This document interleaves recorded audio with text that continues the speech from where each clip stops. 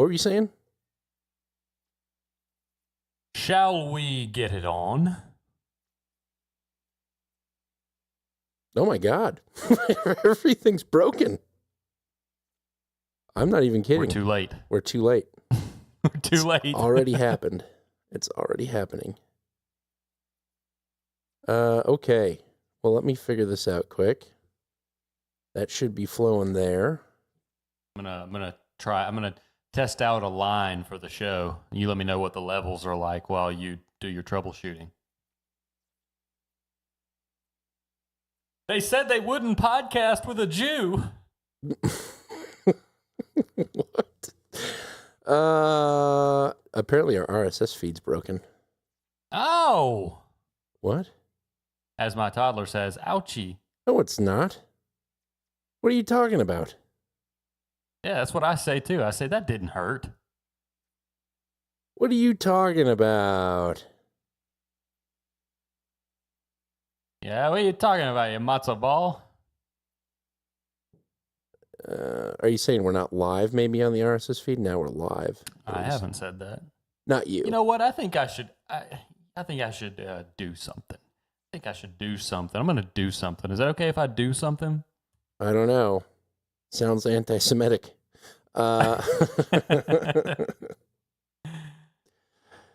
Let's see here. Oh, well, that might be an explainer. Can you hear this? Get it on. Yes, you can. Yeah. Very loudly, too. Okay. Well, then I think we are ready.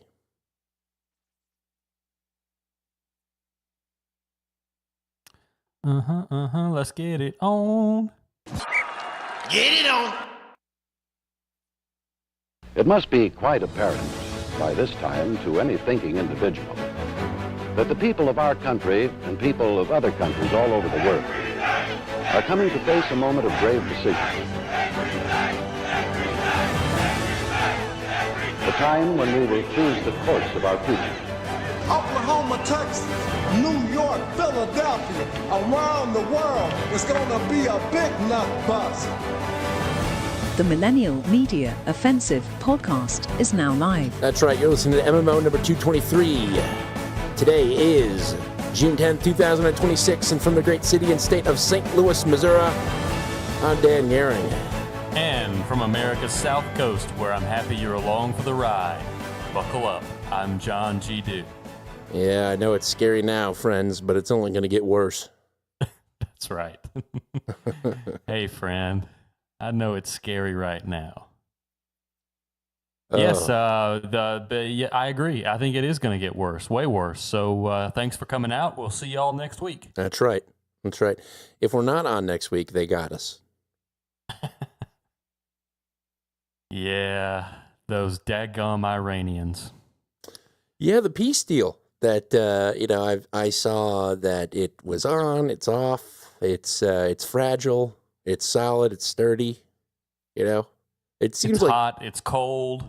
It seems like everyone wants it to fail. No. It is a Katy Perry song, but it seems like everyone wants it to fail, especially in the media, in the news. It's just like, yeah, this is falling apart. And given the past many times we've told that there's a peace deal, I don't blame them. But now that it seems like it's an actual thing in place, everyone's like, yeah, it's fragile. I mean, people like MS now are grabbing people like John Bolton and having them on their show. Yeah, I think the only guy who's rock solid in this peace deal is Tom Luongo because, I don't know, London. Yeah. But I have clips, and I think you have clips too. So why don't we do what we do here and play some clips and have a laugh and talk about what's in them. And welcome, everyone. Yeah. Welcome. Let's get it on. Let's start with Iran then. What you got? Oh, what? What? A bit of a Freudian slip there. I've got Peace Deal, ABC. Peace Deal. We begin tonight with a big announcement from the White House. President Trump revealing moments ago that a deal is now complete with Iran, ending weeks of negotiations and mixed signals about a possible deal. The president says the deal includes opening the Strait of Hormuz immediately and ending America's naval blockade. ABC's chief global correspondent Martha Raddatz leads us off with the latest from Jerusalem tonight. Tonight, news that a peace deal between the U.S. and Iran has been reached. President Trump posting, "The deal with the Islamic Republic of Iran is now complete. Congratulations to all. I hereby fully authorize the toll-free opening of the Strait of Hormuz and simultaneously herewith authorize the immediate removal of the United States naval blockade. Ships of the world, start your engines. Let the oil flow." This followed a day of uncertainty after Israel struck Hezbollah targets in Beirut, prompting outrage from the president.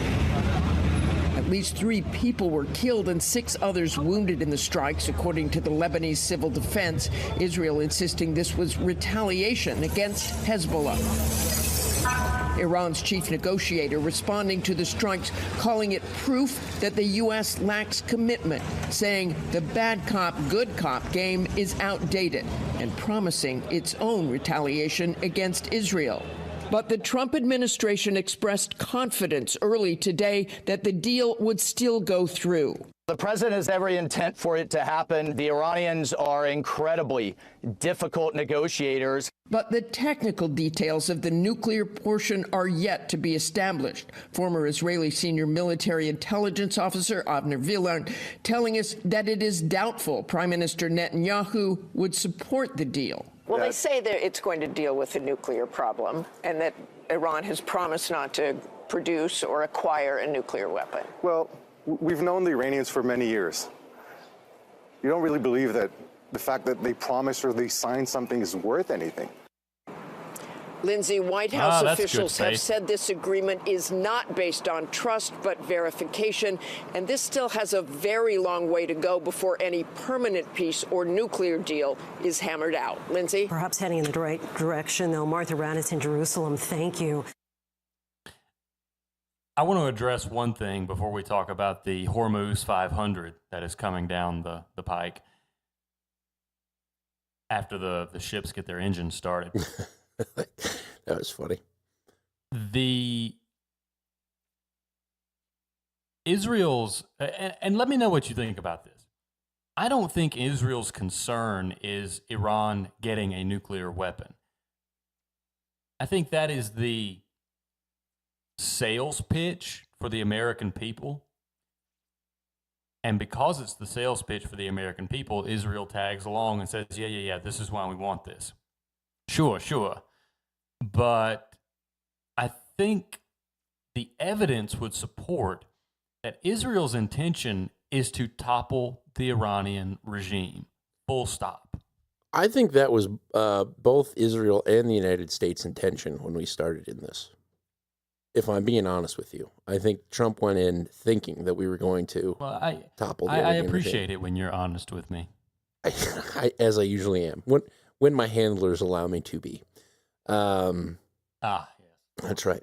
So I think they went in there, and Trump that first night was like, "When we're done, rise up and take it. It'll be yours." Is what remember he said that to the Persian people. Yes. So I think there's a good basis for thinking that, but that's just my thought. That would inevitably lead you to believe that this peace deal doesn't stand a chance. If you assume that the U.S. cannot control Israel, which again, the evidence would suggest that the U.S. cannot control Israel. There's always a possibility that this has all been orchestrated, and if the U.S. really wanted to put its foot down on Israel, they could do that. But the evidence doesn't support that as a possibility. So I'm leaning toward no deal. Well, I didn't like when I heard that the peace deal's in place and it will be signed on Friday. I was like, there's a lot of football to be played between today and Friday. And yes, and there's also a little thing called Markets Close Way Up Friday. Yeah. We've seen this time and time again. We get good news on Friday, markets go crazy, and then after markets close, somebody starts dropping bombs. So, a couple of things. I've been watching the TV show Homeland with Elise. I don't know if you've ever seen it. I think it aired 2008 to 2016, that range. Okay, let me ask you right out front. Are we talking about predictive programming here or just something that you're noticing as far as themes in the show? A little bit of both. So, okay, the themes in the show, they mention the Strait of Hormuz a ton. Iran's a big enemy. Pakistan's a big terrorist state. So a lot of the countries that we talk about, and Elise was like, this show is 3 times more interesting because, I've been listening to MMO and hearing about all these things that are going on. And it's just kind of, it's just kind of funny how, all of this lines up, how this show that came out, 10, 15 years ago, that's still what we're talking about these days. Well, if your wife isn't a fan of your podcast, you're not going to make it. You can just ask Steven Crowder. That's right. So all she had to do is put on the gloves and go pick up the dog food. That's it. That's all. You think she'd know that listening to his podcast, right. But I guess not. No.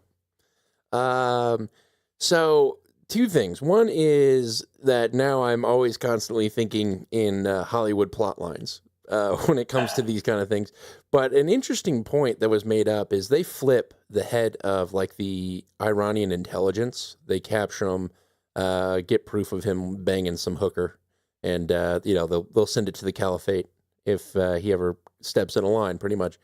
Anyways, he talks about how Iran never wanted a nuclear weapon. Now, this isn't a TV show, but they created this idea that they wanted a nuclear weapon. So then they could go into negotiations with the United States. And the only thing that they had to negotiate away was something they didn't even want, which I was like, that would be genius if that's what is happening. That is Donald Trump's art of the deal. That is Donald Trump's art of the deal in reverse. And, the more I've been watching this, I'm like, maybe they really don't want to nuke. They just really, really want to get stuff for free from the U.S. Are you familiar with the Lear Foundation? Yes. So for those of you who don't know, and I'm not going to be able to give you a full Wikipedia article description of the Lear Foundation, but the Lear Foundation puts subject matter experts in touch with scriptwriters and showrunners in Hollywood. Right. It would make more than adequate sense that this whole idea of positioning with a nuclear weapon for negotiations came from a Lear Foundation expert on Iran and was positioned or picked up by a showrunner or a producer of this show. There you go. That was just like an interesting aside. Like, what if that was the case? Iran was just enriching uranium just to get free stuff, so they could enter into a position of, we won't develop a nuke. Give us $300 billion. Genius, first of all. But the second one is, now I'm thinking Friday, the signing happens. What would get us to go to war full on with Iran? I'm talking boots on the ground in Iran. Ooh. I think it would have to be a strike on the U.S. I don't know if it would have to be kinetic. It could be an infrastructure attack that is obviously or marketable as an attack carried out by Iran. But I think people actually have to die for there to be the momentum to get boots on the ground without any repercussion. For on the 250th, for us to revisit that fervor we had on 9/12, just to reanimate that spirit of oneness and unity under our God Emperor President Donald Trump. July 5th, what would the weekend be? It would be 6/20. Yes, 6/20/2026, the day America came together. I think people would have to die. I don't think it could just be, the power grid went out in the Midwest for a week.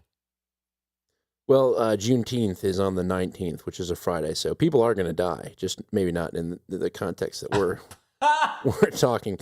But no, so picture this, okay? J.D. Vance goes to... Wait.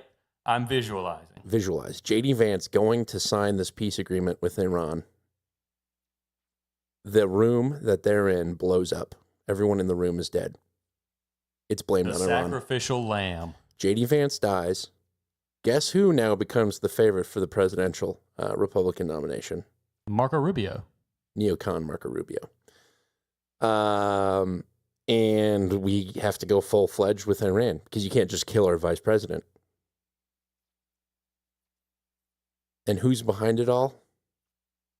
The red heifer people. Wow. I thought you were going to say Turkey. I don't know. I'm just saying. But isn't that crazy? Wow, isn't that a plot? That's quite a script you've written over there. Tom Clancy, baby. Ghost author. I think J.D. Vance has been looks maxing. They've ever since this peace deal has been signed, I've noticed that they've now are using this to leverage him, try to get him up in the polls. Well, he's wearing a little bit more eyeliner, or he's got his beard shaped up, or something. Maybe he met a new couch. Who knows? He just looks different, and it's almost having a weird kind of an inverse effect. You know how women get plastic surgery to be more beautiful, but anything but that happens? I'm sort of getting that vibe from J.D. Vance's look, and I think if he sticks around long enough, he's going to be this just unbearable to behold creature of Washington that may end up being one of the most powerful people in American history. He could get killed on Friday. Who knows? But he's just starting, and maybe it was the lighting of the interview I was watching, but he's got this subtle goth darkness about him. And I think it's the eyeliner look, but he's also starting to look more round. And you know what it might be? It might be the gray in his beard, because his beard is getting more gray as he has this job. Yeah. And I think with the gray, he sort of loses that sharpness, that directionality that you get with the beard. And it's making him look, he's looking more like Meme Vance.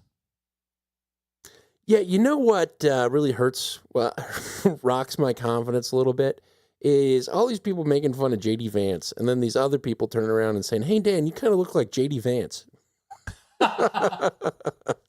Well, hey, you know, that sets you up pretty good, Dan. If JD does get taken out Friday and we don't want to reveal it to the world, just send me, send me a picture of Kool-Aid pineapple jar, and I'll know what happened. Okay.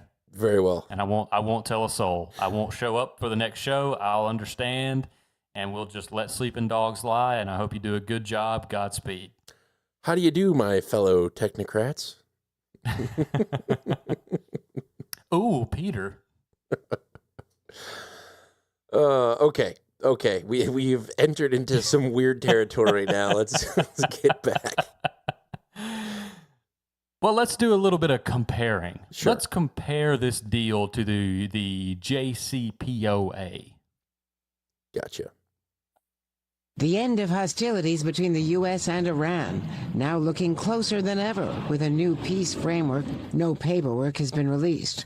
But what little has been announced includes, according to both sides, limits on Iran's nuclear program and the U.S. lifting some sanctions, although there's still disagreement on how much relief Iran will get, and if or when Iran would get its frozen assets. The deal already facing criticism from many, including former President Barack Obama, for closely resembling his 2015 nuclear deal with Iran. It is doubtful that any agreement that arises is going to be significantly different or a significant improvement from the deal that we had in the first place. So what was in that deal, known by its initials, the JCPOA? It was the product of years of negotiation between Iran and the 5 members of the UN Security Council, plus Germany. Under that deal, Iran agreed to limit its nuclear program, including the language, Iran reaffirms that under no circumstances will Iran ever seek, develop, or acquire any nuclear weapons.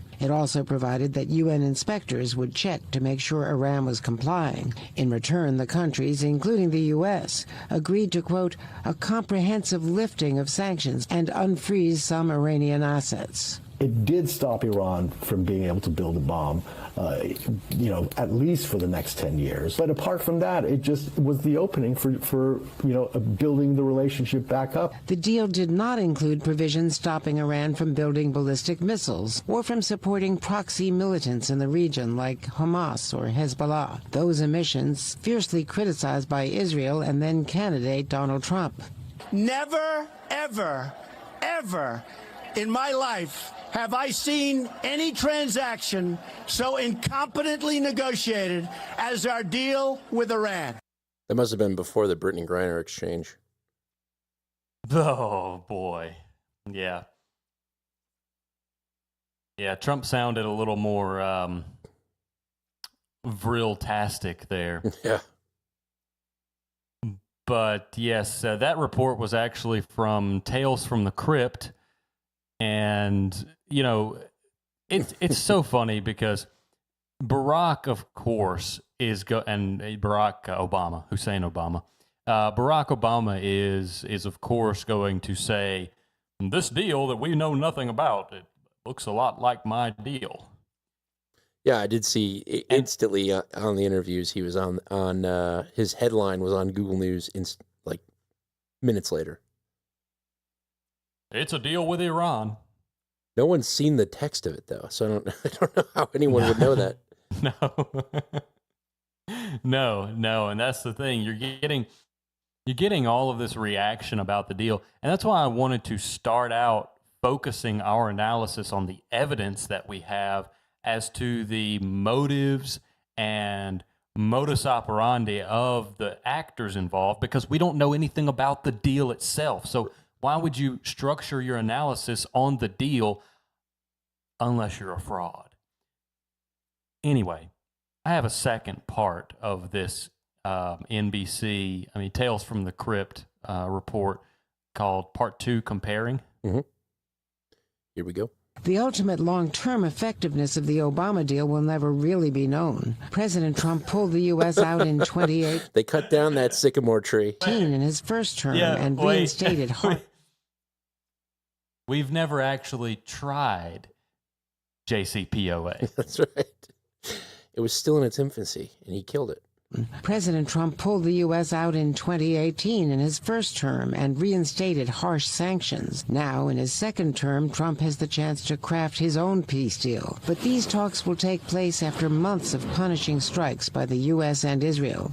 Defense Secretary Pete Hegseth pointing that out this weekend. That's the big difference between this and JCPOA and the way Obama did it. Obama, they begged Iran for a deal, and we bombed Iran. Remember, the White House said that it obliterated Iran's nuclear facilities a year ago, before this war, which has now cost the U.S. 13 lives, along with billions of dollars and a depleted weapons stockpile. The president says Iran has agreed to let the U.S. dig out highly enriched uranium that could be used to quickly build a bomb. But so far, no other details on how the U.S. will verify that Iran is not cheating, although a senior administration official says that's in the deal. Maybe the biggest difference between the old deal and this one, the Strait of Hormuz. Reopening it, now a huge part of negotiations. It was not an issue in 2015. Iran had never used it as leverage before, and still says it will levy fees for ships going through. Hardliners in both countries don't think it goes far enough. It's hard to imagine that in the next 6 months during these negotiations, there won't be an incredible amount of pressure by the opponents. And Israel is now effectively sidelined, potentially derailing any agreement with more military action, meaning there's still plenty of work to do. Andrea Mitchell, NBC News, Washington. Thank you, Andrea. Here's your pudding. Yeah. Go take a nap. She did, yeah. She does sound kind of uninterested this whole time. Oh, it's awful. At least she doesn't sound like Amy Goodman, though. She sounds like a man. Democracy Now. Yeah. I know. I can hear her voice in my head. I can hear her swallow. Gross. So, yeah, she does that. She does that though. She'll talk for a minute, and I'm not gonna do it. I'm not gonna make those kind of guttural sounds on the air and have them associated with my good name. But she will swallow, and you can hear every centimeter of movement in her throat, and it's disgusting. And I don't know why they haven't pulled her off the air or given her a on-air drip IV of fluids while she's talking. But regardless, we're not talking about Amy Goodman or Democracy Now. Amy Goodman swallows title suggestion. Ha ha ha! Thank you very much.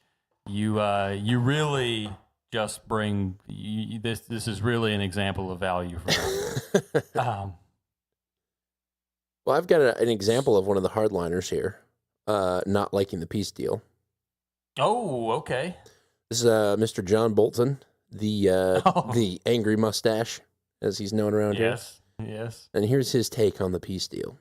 No, I think it's a very bad deal for the United States. Trump isn't thinking about the geostrategic implications of the deal. He's thinking of one thing. He wants the Strait open. He wants Gulf oil on international markets. He wants the price of gasoline at the pump down. That's all he cares about. I think it's a mistake to give this brutal theocracy any of the assets. I'm happy to give the assets back to Iran when it's under a free government. That's not where we are Regime now. change. The change of leadership is only because we've killed the top 400 or 500 people in the existing regime, and you're down now to their seconds and deputies. So, yeah, it's different people, but it's the same fanatic regime. Trump is desperate for a deal. He's desperate for a deal, and they have maneuvered him. They've played him like a violin. That's why they've got the deal that they want. Says neocon John Bolton, who wants to see Iran blowing up. Yes, of course. And this is the same sentiment that you're getting out of Israel as well. Right. I wonder if John Bolton's mustache, he's ever going to get those little curls at the end of it. He's not aristocratic enough for the curls at the end of his mustache. He mentions the money, though. And the money has been this sort of weird niche topic of discussion. Was it their money? Is it reparations? Was it frozen? Is it unfrozen? Is that a hole in the ground? Is it something else? So I have a clip from J.D. Vance to contribute to that. Maybe one of the last times we hear him, according to Dan. but a clip from J.D. Vance on CBS Mornings answering a question about the money. Walk through some of this. The Iranians are saying that they're going to have access to a $300 billion reconstruction fund. True or false?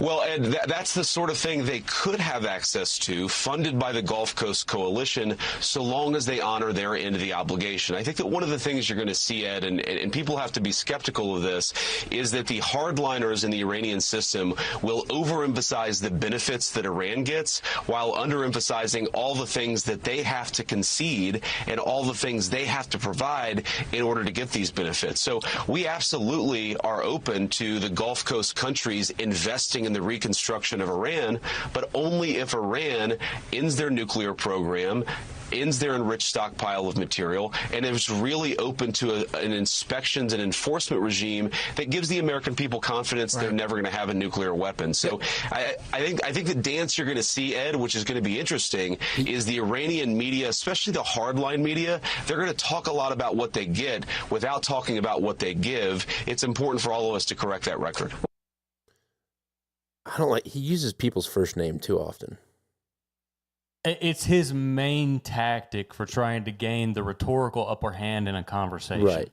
By and an easy way to diffuse this, talk to me casually and use my name to try to keep my attention or establish the upper hand, and I'll show you what someone else should do. It's a salesman trick. Or even like a funeral director trick, Doesn't Grandpa look so good? No, he looks dead. And he's not your grandpa, so don't call him that, you weirdo. Sorry, childhood trauma's coming up right now. Yeah, I can tell. Just kidding. But yes, they're going to overplay, they're going to highlight the good parts that they got and downplay the things that they have to do. It's probably true. Just like John Bolton of Trump's desperate for a deal was probably true. But at the end of the day, that's really just admin talking points that Vance just laid out for you. Of course. Do you want to know what JD what these people should do when JD uses their name in his responses? What should they do? Every time he says their name, they should reflexively say JD. Isn't that even not his real name? Isn't it something else? Yeah, it's something else. It's a stage name. I mean, you're talking about screenplays and central casting and all this, and our vice president has basically a stage name, so go figure. Well, that's interesting. We'll see what happens. I'm not. There's no poly markets for is JD Vance going to die on Friday. You should contact them. Please don't contact the FBI. I just want to make some money. That's right. That's right. You placed a $500 bet. I will not be in Switzerland. You put a $500 down on Thursday, and he died Friday. We got to investigate that. Yeah, so we'll see what happens. What if I told you I do a podcast? That's it. Yeah, when the feds look into me, it'll be interesting. Like, this guy literally just watches woodworking videos and talks about news. Okay. So outside of Iran, we have any sort of more Middle Eastern stuff going on? I have quite a few Middle Eastern adjacent clips in regards to things adjacent to Israel, really is the way to say it. News stories here in the U.S. and around the world that are adjacent to Israel. So we can always come back to them. I do have a couple of Russia clips. Since we're talking about the war in the Middle East, we could just segment or segue right into the war in Eastern Russia, Eastern Europe. Sure. So these are going to be quick, and I just wanted to bring these to make fun of Anne Applebaum, habitual self-flatulation, inhalation enjoyer, Anne Applebaum. She gets a question here. I forget what news agency this is with. It's going to be CNN. Oh, but of course, CNN. She gets a question here of, if Ukraine is winning, because, Anne Applebaum, since she came out of the womb, has been talking about how Ukraine is beating Russia. But if Ukraine is winning, the question goes, why is Putin hardening and refusing to entertain a peace proposal? I don't know. Let's hear. Well, do you have... I won't even ask you. It's too broad to guess, but just keep an ear out for why one of the most powerful men in the world is hardening his stance if what you, novelist and woman Anne Applebaum, has to say is true, that he's losing the war. Square that circle for us, Anne. Ukraine looks to inject new momentum into stalled peace efforts and secure continued military support. Zelensky says Russia is losing the initiative on the battlefield, even as Moscow intensifies its attacks on Ukrainian cities. Meanwhile, Europe is weighing a bigger role in any future negotiations as U.S.-led diplomacy struggles to gain traction. So is the balance beginning to shift here? Anne Applebaum is a staff writer at The Atlantic, and she joins me now from Warsaw, Poland. And always great to to have you on the program. You also agree with President Zelensky's viewpoint here and his assessment that Russia is losing the initiative and it can't win. And so it's interesting then to hear Vladimir Putin dismissing Zelensky's ceasefire letter. He called it rude, saying he sees no point in a meeting right now. And here's what he said when he was speaking at the St. Petersburg Forum last week. I don't see any reason for a meeting. The Ukrainian side's only objective is to halt the advance of our armed forces. That's it. So if the battlefield logic is now against him, why is he only hardening? One has to assume that part of the explanation is that he's misinformed. Fake news. Perfect. Perfect. Yes. Thank you, Anne. Thank you, Anne. You, yes, please continue writing your articles and drinking water out of your bathroom sink. Thank you. This is a very nice. This is a continuation of like we've heard this talking point before that his top generals are lying to him because they don't want to give him bad news. This is old. It's like the Trump derangement cycle, you know, when he's racist, he's crazy, he's old. It's like that, but for Putin. All of these talking points.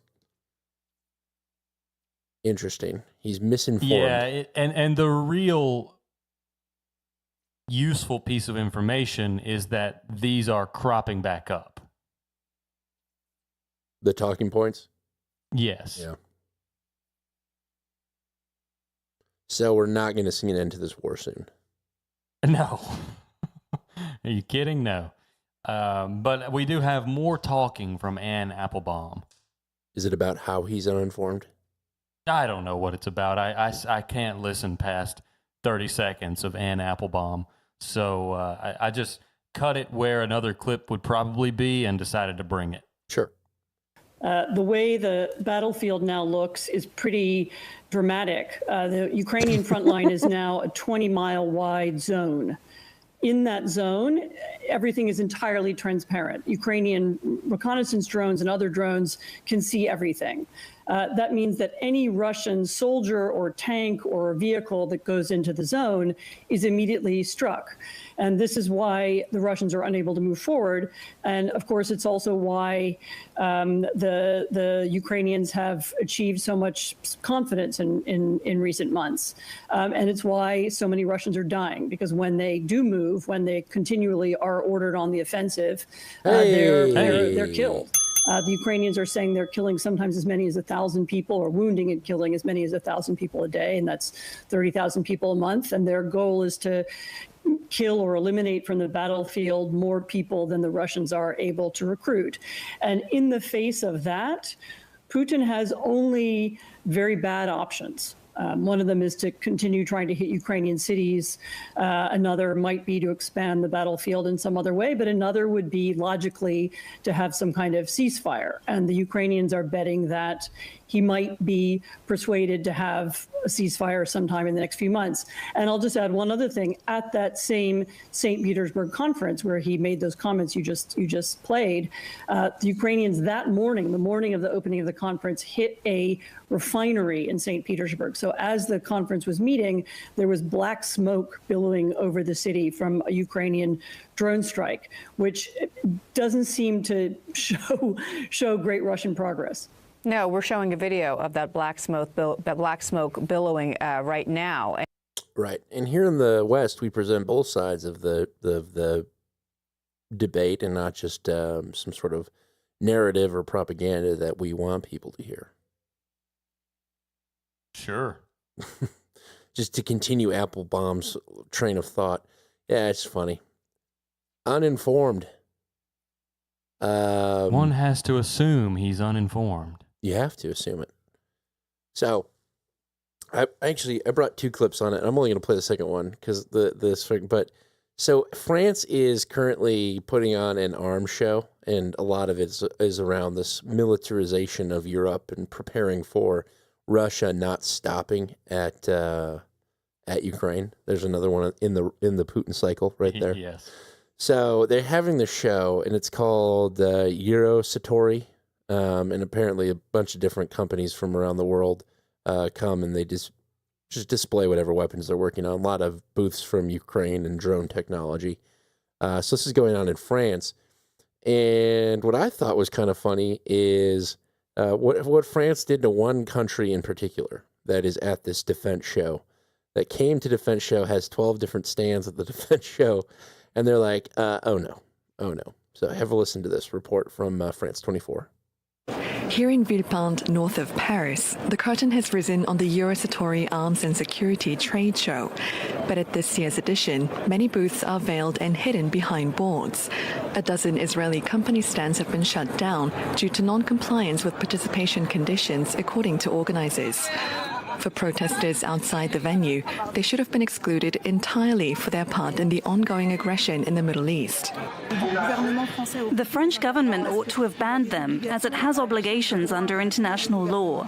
Not only is the government failing to fulfill its responsibilities, but it's also authorizing companies that may well be engaged in criminal activity. The forced closures have sparked outrage among Israeli authorities, with its ambassador to France accusing Paris of waging a trade war with this country. This has nothing to do with war, it has nothing to do with the conflict in the Middle East. It has only to do with the fact that it is an unfair competition that is conducted by France against Israeli companies and Israeli industry.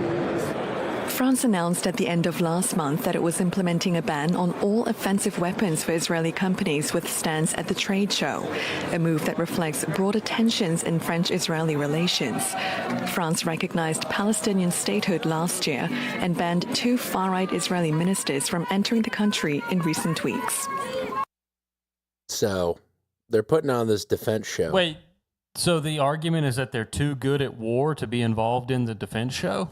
Well, no, they can be involved in the defense show, but the weapons have to be defensive weapons. They can't be offensive weapons. So you can have intercepting missiles, but you can't have missiles that, you can fly into a place. So I think that's the argument that they use. But yeah, it is just purely anti-Israel.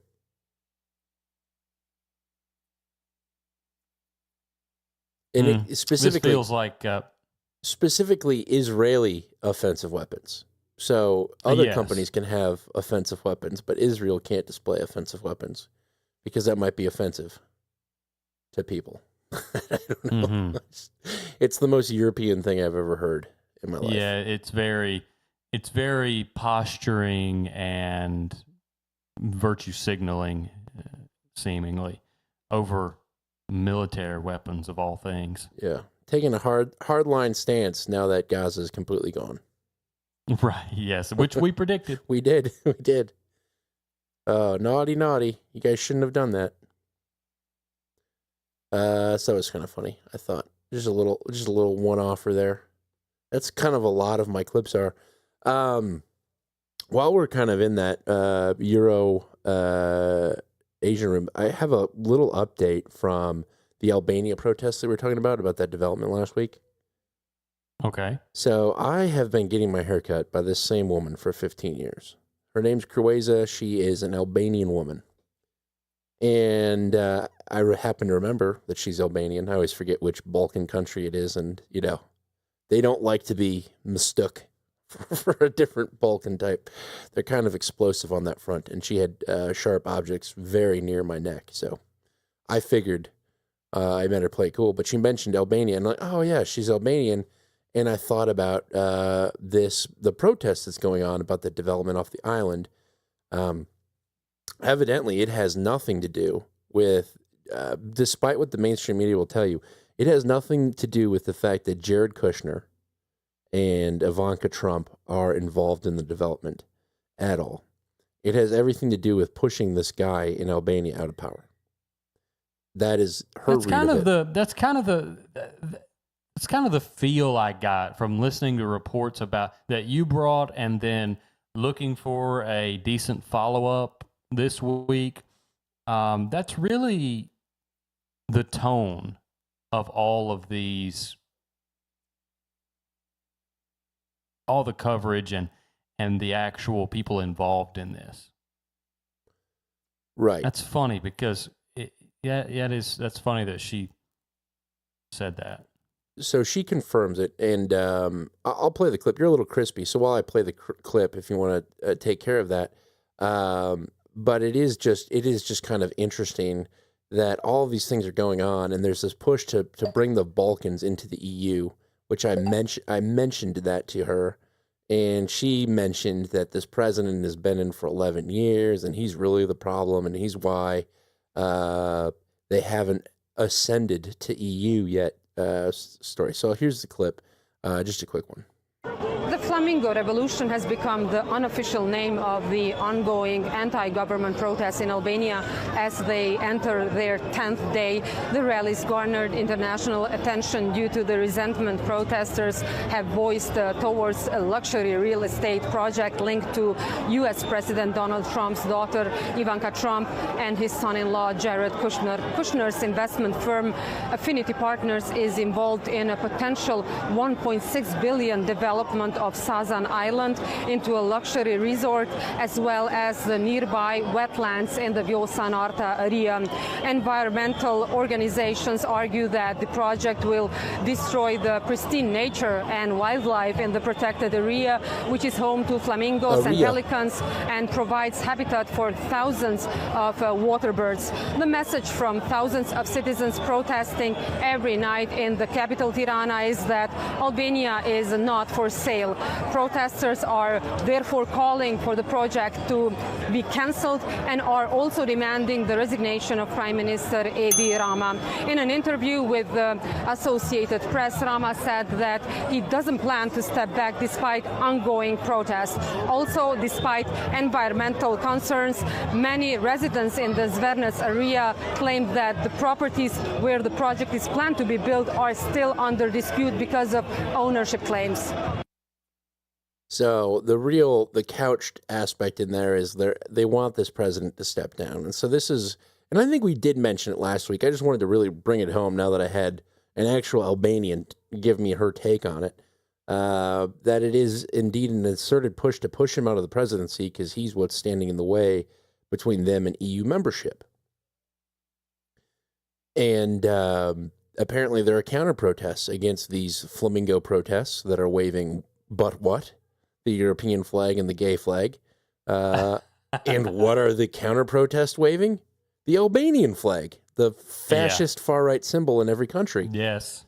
And we saw that this week in Italy, too, where there were a clash. No really news clips on it, just those, here's some video coverage and we'll put text on the screen, which is not good for an audio podcast. But the pro-re-immigration, so get them out of the country group, is waving the Italian flag. And the pro-immigration, stay in the country group, gay pride flag, and the EU flag. And it's consistent. Even people, Weirdo sent me a clip this week of Asmund Gold saying that you can tell that these are the far-right people because they're waving the Italian flag. Basically saying that he's recognized the pattern that we noticed a year ago. So now it's leaking into the YouTubers, I guess, life. Or at least yes, and if you're a fan of our show and willing to be a bit obnoxious when you see things like that, when you see these observations make their way into more popular circles, you should plug our show and say,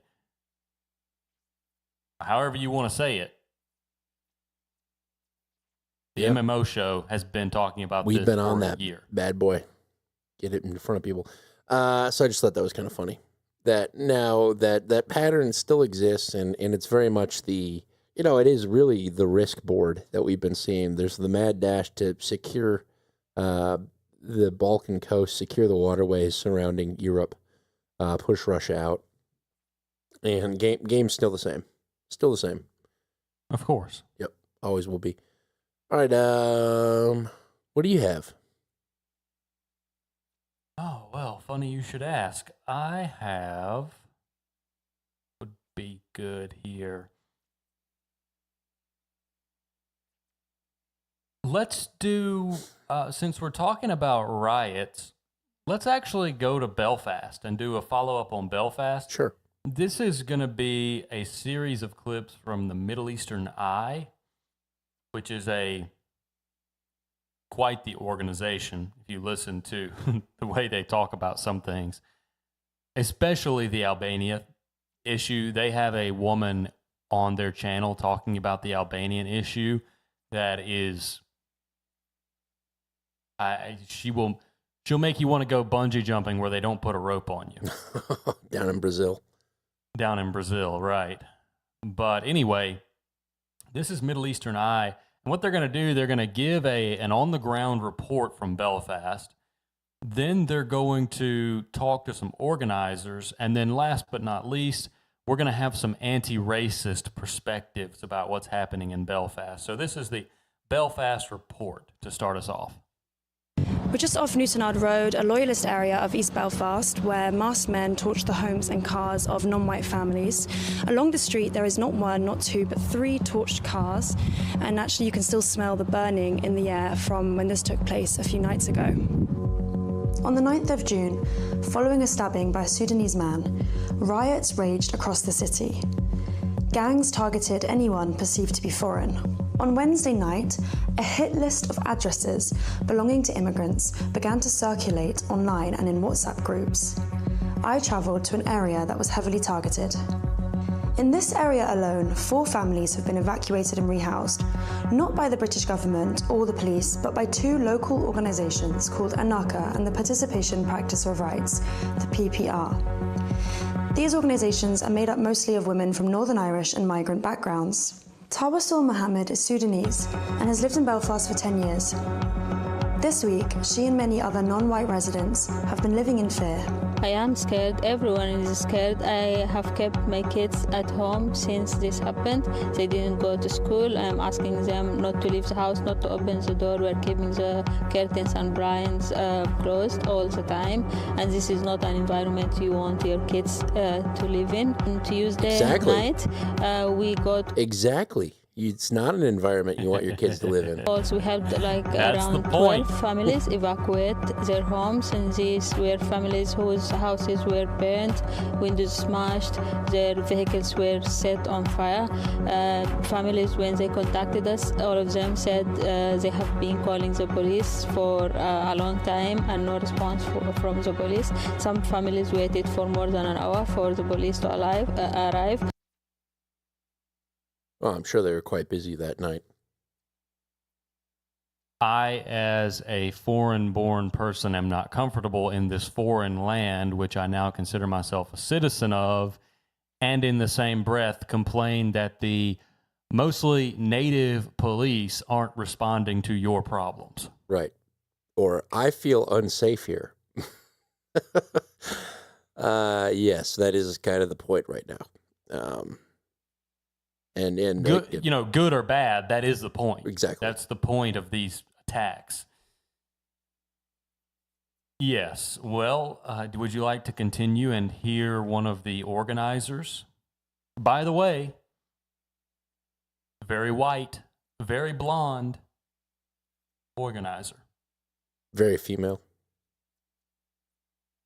We were faced yesterday, the emergency response group were evacuating families out of their houses, bringing them to the church hall that we've been operating out of. We were then had a group of volunteers who were finding them emergency accommodation because there was no offer from the housing executive to place people. They had nowhere to go after their houses had been attacked. That outpouring of support and solidarity has just been incredible, and I just want to highlight that because we've all seen all the horrific news and what's happened, but what we're not seeing is how a group of completely unresourced people with very little funding running out of a church hall that that have just opened their doors and let us run a crisis centre, where there's been no coordinated state response to open a crisis centre to give people a place to go. We're being called by international charities and organisations with huge resources to bring people who are asking if people can come here because they don't know what to do. Is that we're going to lose so many incredible people from our community who just felt completely abandoned. No one who feels like that is going to stay. They're going to take their kids and they're going to leave the city and go wherever they can. Those places, it's overwhelming. It's difficult to see all this happening for innocent people.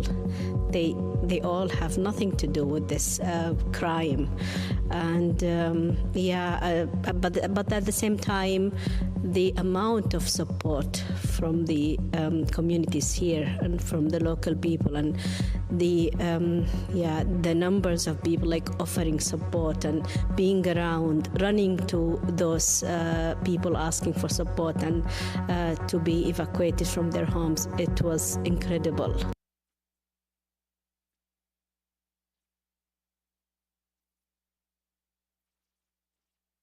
Okay. Let's go ahead and finish this up with the anti-racist response to all of this. Okay. The organizer herself said no one's going to want to stay here with their children. Which, again, I think was the point, right? It absolutely is. It absolutely is. And, dense. Right. Okay, anti-racist.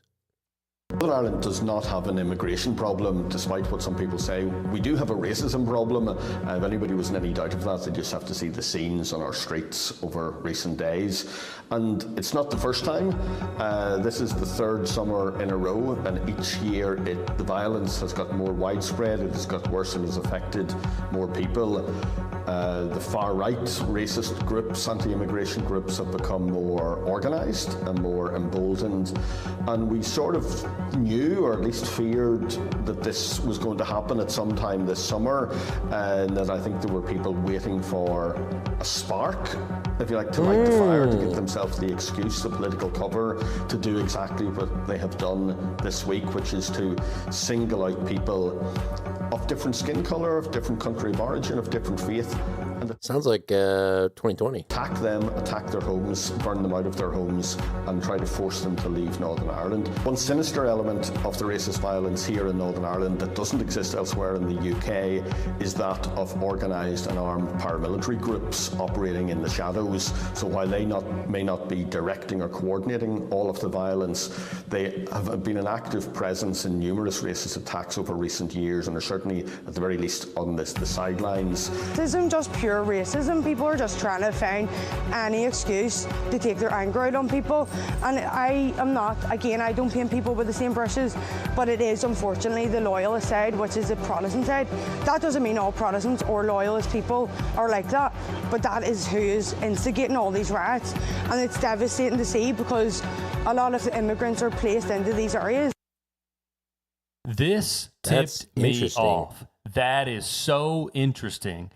It's a lot of loyalists. She clarifies the Protestants who are the loyalists. And if you don't know much about Northern Ireland, I would encourage you to buy a book on the Troubles and just start eating your heart out with that history.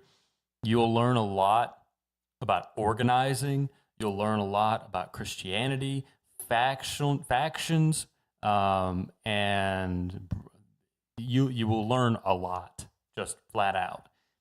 I'm actually looking at another one now, but she says most of these people, and I don't like to paint people with a broad brush, most of the people are loyalist Protestants.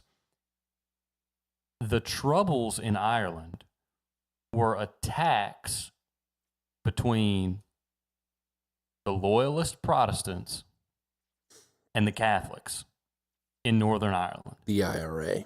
Yeah, the Catholics. Yes, the Catholics. So she also says, and that would be interesting enough if she said these are the Protestants.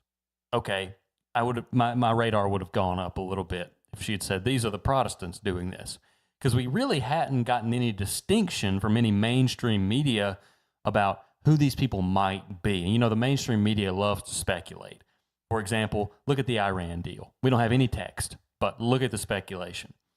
We haven't had any speculation about who these people are carrying out these attacks. They're just thugs. They're black bloc thugs. Okay. She says they're the Protestants. Interesting enough. Then she goes on and spills the whole bag of beans and says, this is where a lot of these people are placed in Protestant communities. Why would that be? Why would you place immigrants that you know are not going to assimilate into primarily Protestant areas? Probably because they don't want to get them killed right away. How do you mean? I mean, I don't know if you're familiar with the IRA, but they're not the friendliest folks. Well, neither are the Protestants that were fighting the IRA. Evidently, yeah. I think this is an organized scheme to put pressure on the Protestants in Northern Ireland and to demonize them when they're forced to react.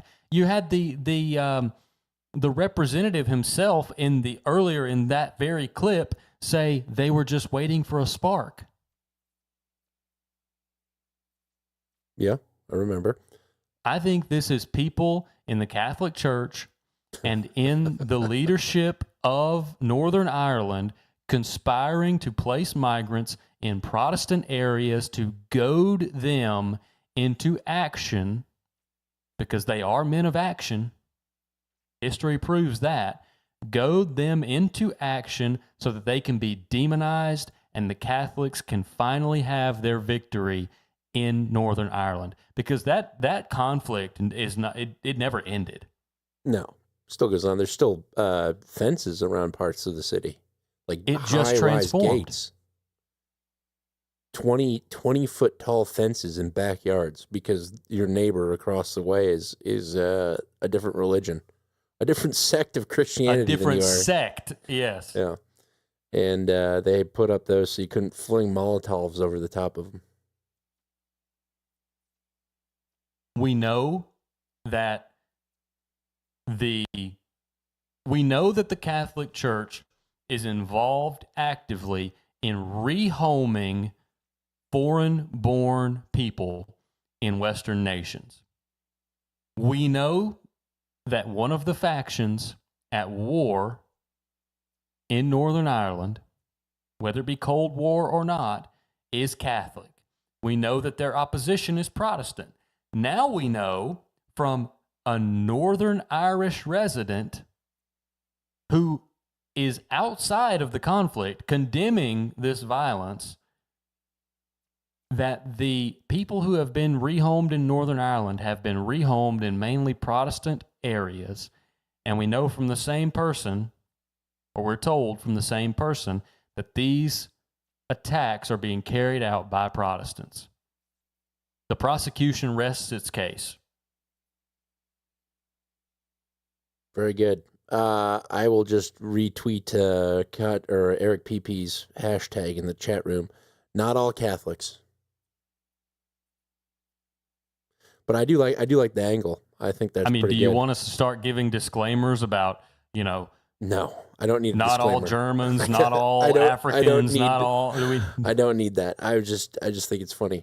But I like it. I like the tactic and the strategy behind it, too. Ireland back with Ireland. That's all they've ever wanted.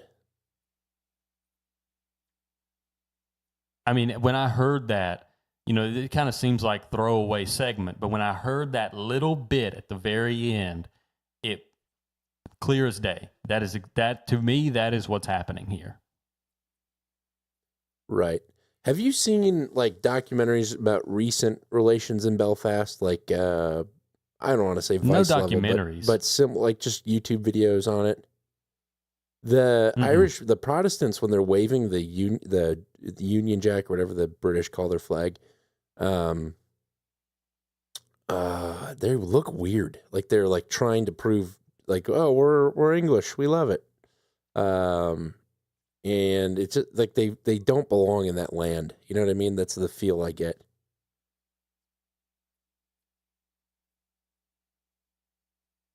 I'll remember that when I come to St. Louis next time. Bring an extra bottle of something with a rag in it. You'll be met with an AK-47. A ski mask off. Oh man, I kind of want to get one just for that. I want to get an AK-47. I gotta say, nobody wears the guerrilla militant aesthetic like the Northern Irish, Catholic or Protestant. The all black with the baklava. Baklava is the dessert in Greece. Baklava is the dessert. Yeah. The sticky, thin, layered Greek. Yeah. Balaclava is, I think, what I was going for. Balaclava is what you're looking for, yes. Yeah, it does. It looks pretty sick. Not going to lie. Hard. I might have to pick one up. Okay. And you have to get the one that's not tight around the neck. It's like unnecessarily stretched out around the neck, so you can either tuck it in and it flares out, or you can leave it untucked and it clearly is stretched out around the neck and kind of frilled at the end. You know what I'm? Yeah, it's like the 90s bank robber. Exactly. Yeah. Exactly. Yeah. Yes. Okay. Well, that was my Belfast coverage. I do, as mentioned earlier, have some Israel adjacent coverage that would segue into some homeland reporting, or we could just ride it into a thanking segment, a Thanksgiving segment, thanking some people. Gotcha. I've got a few European clips. I'm mostly European. I'm actually kind of light today as far as stuff goes.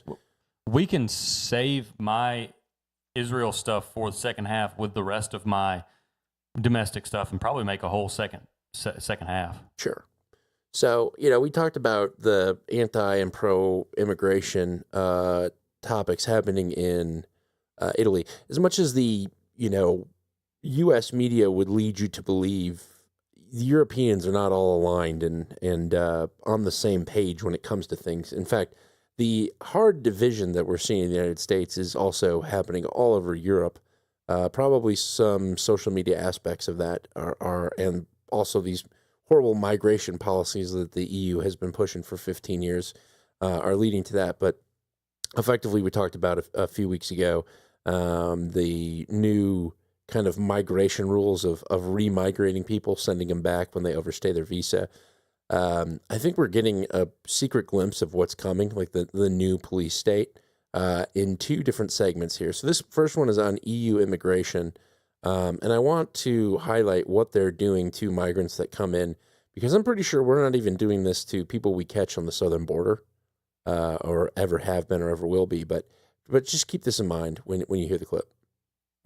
The European Union's major migration reform has come into force, but for politicians across the bloc, the fight's not over. To fulfill its obligations, the Greek government plans to establish hubs in non-EU countries for rejected asylum seekers. The opposition have their doubts. Because we are unable to carry out returns, we will become, under the framework of the new Pact on Migration and Asylum, a funded prison. Will we become Europe's funded prison guards? The Pact on Migration and Asylum toughens border security and aims to share the burden of hosting migrants. People entering the EU illegally will be screened, their face and fingerprint biometrics kept in a new database. Those coming from a country with low asylum acceptance rates can be kept in detention centres, with a decision made in 12 weeks or up to 24 for a deportation. To ease the load on states like Greece and Italy, other countries must take in a share of 30,000 asylum seekers a year, or pay €20,000 per refusal. 30,000 a year. For the left, the new pact is an affront to human rights. For the right, it doesn't go far enough.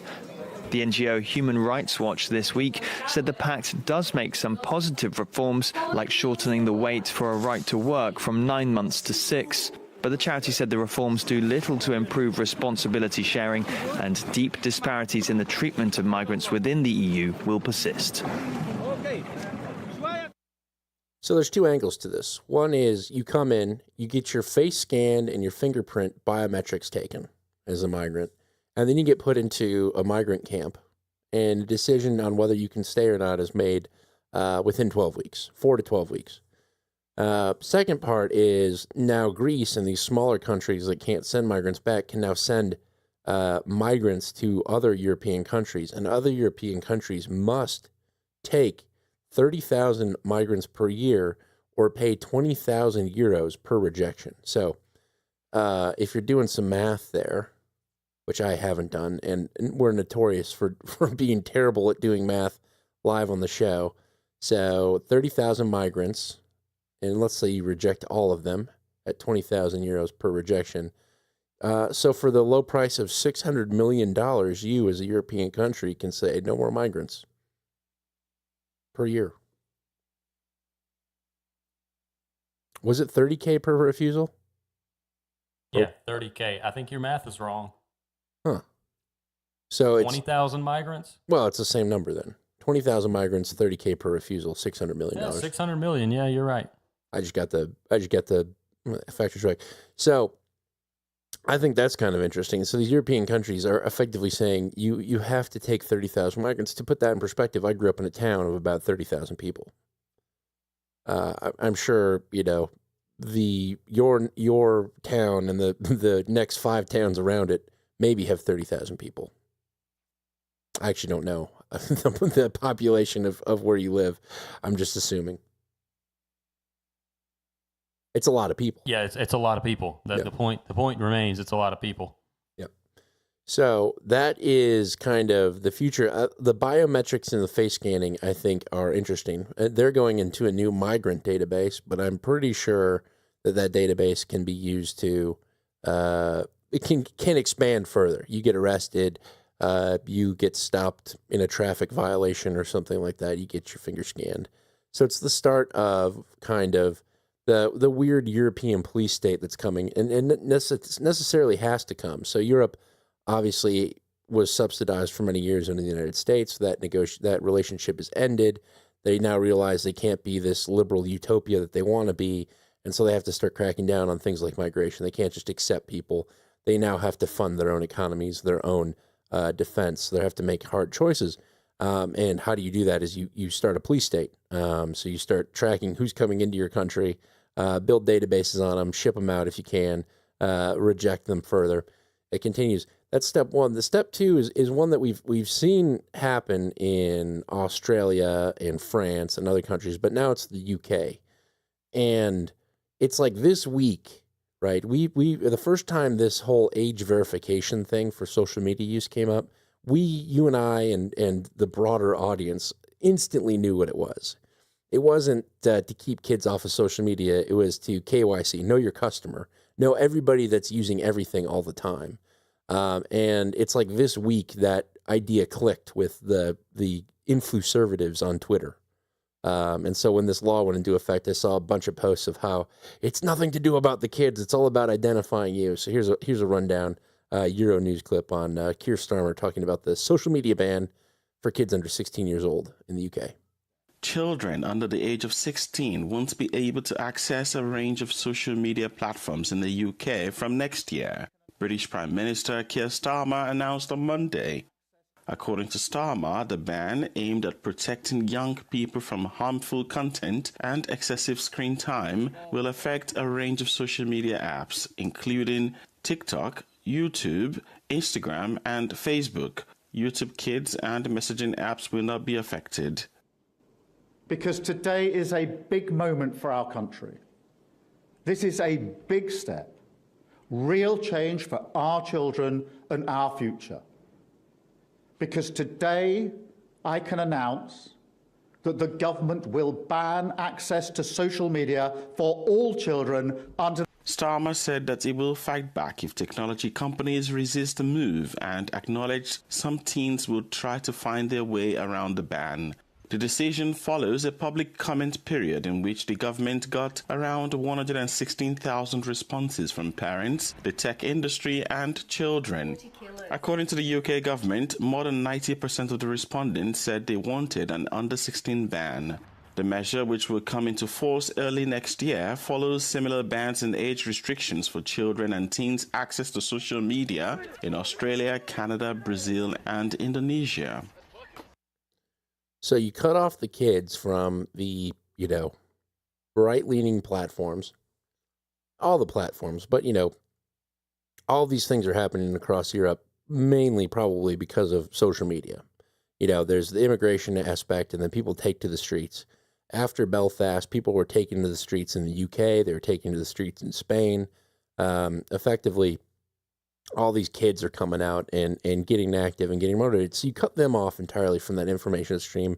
You have your approved platforms, YouTube Kids, probably things like Blue Sky are not being blocked by this ban.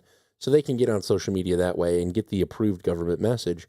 But then you also have the added benefit of tracking anyone that's using any of these social media apps. So if you're not a kid, you still have to verify your identity and your age, probably through your ID.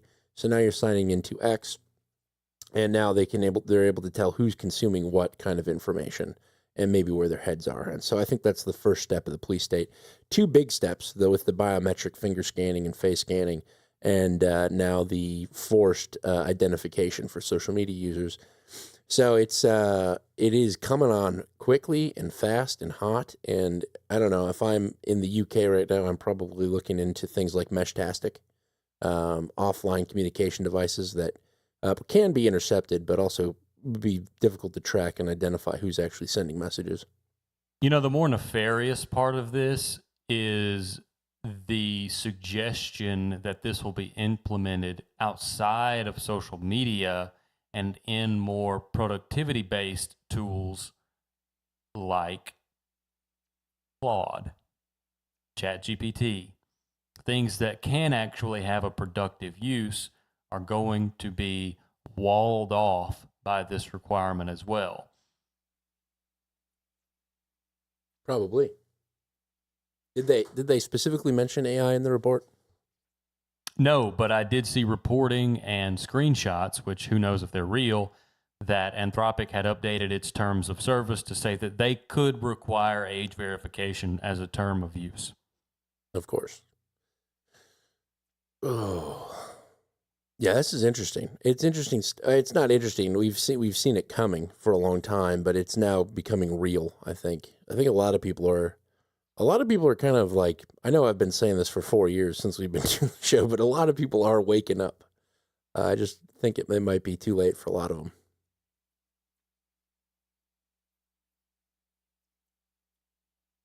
I mean, that's the whole idea. It doesn't matter if they wake up if it's too late. Right. The UK. Just keep listening to Tony Robinson and everything will be okay. Just one protest and your message will be heard. Yeah. Yeah. Very, very good then. What else from Europe do you have? So I had this clip about the Swiss. Pretty much, they were going to vote on capping the population of Switzerland at 10 million people. It wasn't right-wing until it was defeated, oddly. I don't know if you saw that in the coverage, but the population cap vote wasn't described as right-wing in any meaningful capacity right before they were going to have the vote. But then as soon as it got defeated, France 24 will show you, news stories came out like this. Swiss voters have dealt a blow to the country's right-wing Swiss People's Party, rejecting its proposal to cap the country's population at 10 million.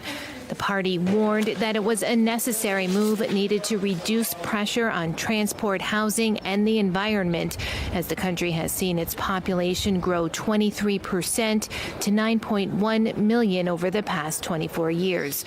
Those who were against the initiative said it was anti-immigration. We forget that we also owe our prosperity to those who have immigrated. I also believe that, given the demographic trends, we depend on people who come here, integrate, and contribute to a Switzerland with a diversity that benefits us. How? I've taken the corporate classes and says, companies are stronger with diversity. Why? Why is it important that the finance team needs a Mexican guy on it? Is he going to add some sort of Mexican insight that us dumb whites missed. I just don't understand that logic. Period. But you'll also note that in each one of these cases, when they interview someone, it's always a bleeding heart lady. It's always the compassionate, the more compassionate sex that is leading these pro-immigration and integration movements. But I'll let the clip continue. I grew up in a village that borders Geneva, and in my class there were 23 different nationalities. And I think that's more enriching than a loss. And I think people always have something to bring us. So does that mean that if we have more foreigners, I feel less Swiss? Not really. The divisive vote risked putting the country's free movement agreement with the European Union in jeopardy. Still, the Swiss People's Party's leaders tried to put a positive spin on the outcome. 45% of the Swiss population said yes to limit immigration, to do something against those big problems that we have with illegal and criminal asylum seekers. So a very strong sign to our government to change its policies, a very strong sign to the other parties as well. Another reason the initiative may have failed is the shift in Switzerland's demographic. For the first time in its history, the number of people over 65 has surpassed the number of young people, and the country will need to continue to attract foreign workers to make up a potential labor shortage. So maybe all of Switzerland doesn't want. We just want immigrants to be our slaves. That's perfect. We need them to take care of us. That's basically it. It's GDP superiority. It is number go up no matter the consequences. And, this whole idea, you got to think about it from this perspective. It's not just, it can be excused if you say it's about providing prosperity to a nation, and prosperity is good. Therefore, the means have to be good. What you're actually doing is taking the interests, and as we've seen in the last few years, this is undisputable, you're taking the safety and the interests of a people in their nation, and you are putting quote-unquote prosperity, meaning number go up, meaning look at how good the economy is, over the people that built that nation and that economy that you're trying to push forward. And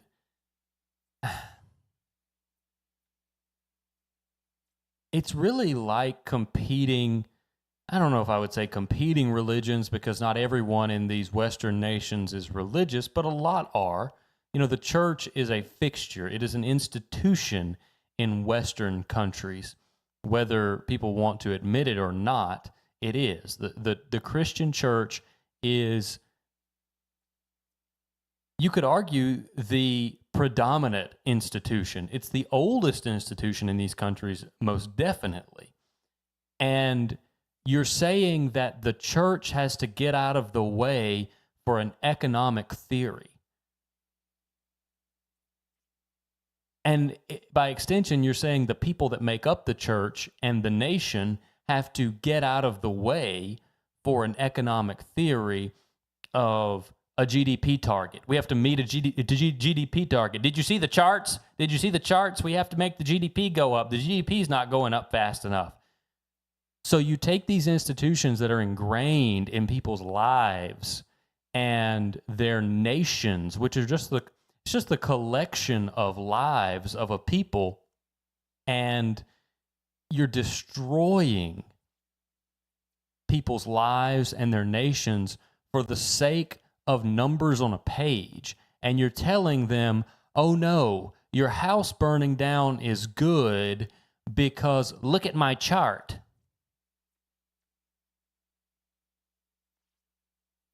Well, I mean, there's examples of this, and this is why I think, you see what happens in Belfast, and why I think it's important to kind of do the parallel society angle of this, because so think about the founding of America. You know, our founding fathers, George Washington, actually, they wanted to be a part of Britain.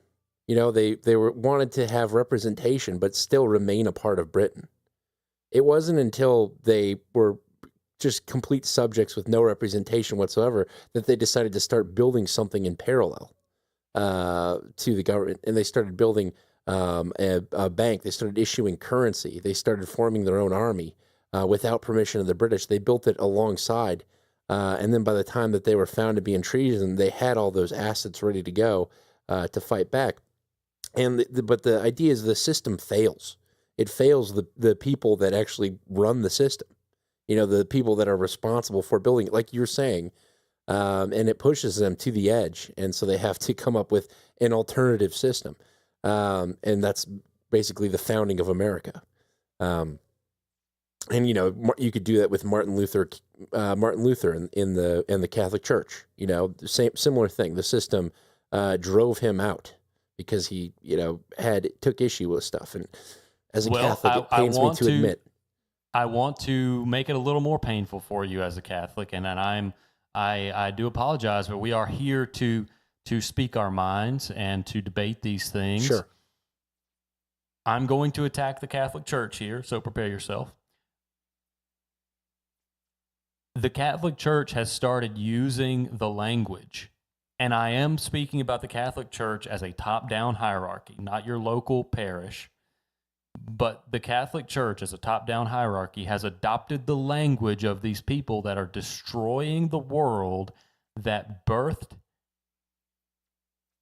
and that the Catholic Church helped create. They've adopted the language of their enemies. So it begs the question, can you take refuge in an institution, old as it may be, strong as it may historically be, if its leadership is using the language of the people that want to see the society it created destroyed? Yes, but it is in the angle of almost like an insurgent, where you are actively trying to reform it. You know, it does give me wonder if the end goal for people like me is to become a Martin Luther, you know what I mean? Or if to try to reform from within. So the Catholic Church has gone through many dark periods, and when Martin Luther stepped out of line, he was probably completely right, you know, selling, I forget what the term of it is. Indulgences, yeah, the coin in the coffer rings, indulgence sings. You know, there's probably right to do what he did and to push back on it. The problem is there exists within society and I guess also within the church this moral high ground of, well, we're helping people. And to me, that help is a lot like the person at a red light that is in front of you, and the person that's trying to like get into that lane, they like stop and they wave them in. And like, oh, get in. And then they go, and the light changes right when you get up to it. And you would have been through the light had they not let that person in. And so while in their immediate vision, hey, I did a good deed, I let this person in. What they don't see is in their rear mirror is all the people that they're hurting because of that action. And it's kind of how I view what the Catholic Church is doing with migration around the world is we're helping people.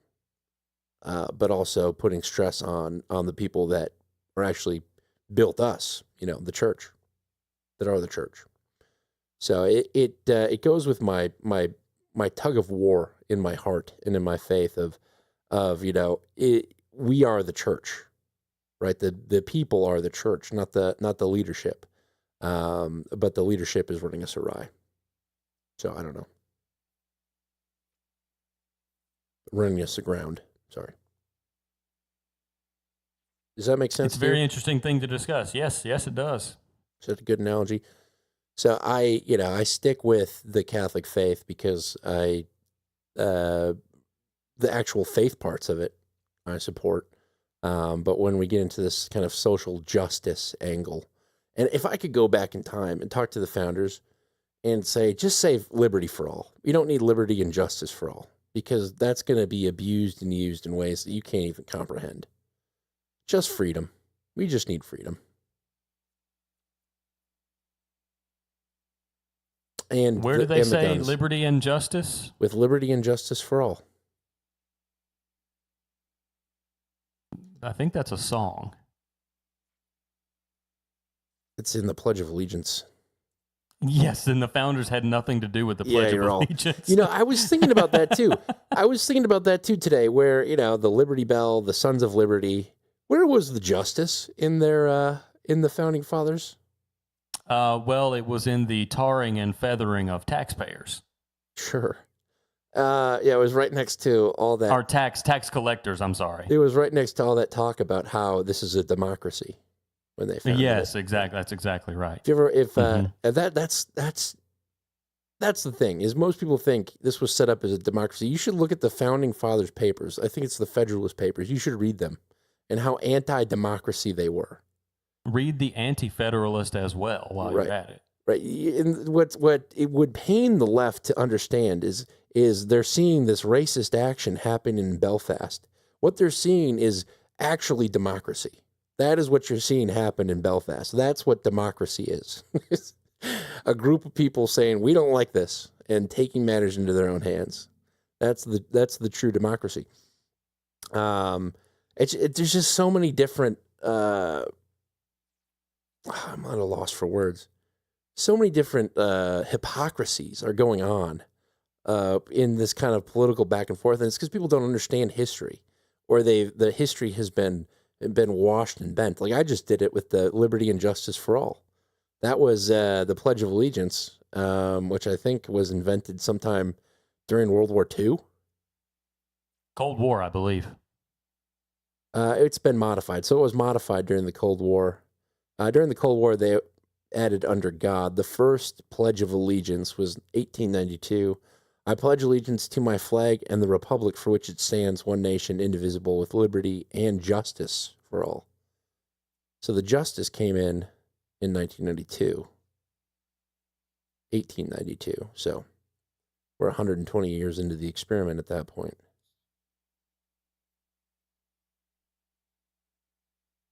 Yes, an arguably completely different nation at that point. Exactly. Wow. When you really think about it, 250 years is not that long ago. No. It's like crazy how fast things went awry. Not by mistake. Right. It was Flag Day last week. And I got back on Nextdoor, and somebody's like, put your flag up. And you would just be amazed at the responses that people have to a lady saying, put your flag up. You know, no, not while this orange Cheeto dictator's and off. You know, just like people have a problem with the flag. Like it's become a fascist symbol, like you're seeing it described in Europe. You know, if you have an American flag, you're a de facto Nazi now. It's freaking insane.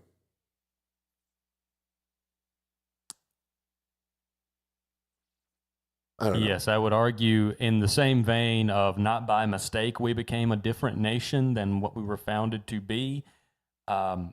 It's insane, but it's working. Right. Right. Well, that's kind of my European coverage and the lament of the week, I guess. We should do a segment. Lament of the week. Everybody get your sackcloth ready. Right. Should we thank some people then? Yeah, why don't we go ahead and do that? Let's thank them. Millennial Media. Offensive. You are riding along on The Offensive every Tuesday night at 5:30 p.m. John and I hop on the interwebs here and let you know what we think is going on and give you the down and dirty of global events and our read on them. We don't do that to try to convince you. We're not trying to get you to sign up for some super PAC. We're not trying to get you to buy subscriptions. or take bad financial advice, life insurance policies, whatnot. No, we put it out for free, and we ask that if you get any value from it, you return that value to us. It's the value for value model, and it treats us well sometimes. So we appreciate that. But we always like to thank people that do give value. They go to mmo.show/donate. And we always start off by thanking the person that provided the art from this week or from the last episode. And that was episode 222, which is a numerology milestone, I suppose, for us. And it was a much appreciated, all the 222s that came in. A hollowed out book with a bunch of $2 bills in it. That's great. I don't know how I'm going to explain that to the FBI when they come here, but appreciated nonetheless. So the person that did the art from last week was Eli the Coffee Guy. He sent us a lot of row of ducks kind of art, duck-themed art. And this one really popped. It was orange. It had a bunch of ducks doing backflips and diving and flapping around. It's a good piece. It's got sort of like this vintage 1980s feel to it as well, which I enjoy. Are you thinking of Duck Hunter, like a duck hunter aesthetic? A little bit. It's just more of the orange. Duck. Yeah. There's something about it screams nostalgia. I think AI did a good job on this one. So thank you, Eli. We did have to add the dot in the middle between MMO and show. Yes, just as an allusion to our website. That's right. So thank you very much. Yes, well, thank you. It's good. I like the combination of the different characteristics of the ducks. I think it represents the plethora of personalities that inhabit the ecosystem around our show, and we appreciate everyone. We appreciate the artists, the people who donate, the people who listen, people who provide feedback, boots on the ground reports, all of the above and all that wasn't mentioned. We really appreciate everybody, and the art's good. It has a nice, almost like a what do you call the Air Force medal with the wings? That's what the bottom third reminds me of, with our names and the show number in the middle. And then of course you have the ducks, which is also sort of this aerial theme, especially with the one doing the backflip. And of course, I always like it when the name of the show pops and is really large and takes up a majority of the art. I think that's good. I think people need to be able to see what show it is when they're just scrolling through their podcast player, and that achieves, satisfies that requirement for me. So I liked it. I think it was a really good piece, and thank you again. John is satisfied. We don't have any art for this evening, so if you got an idea, feel free to send that to Dan@MMO.show and John@MMO.show.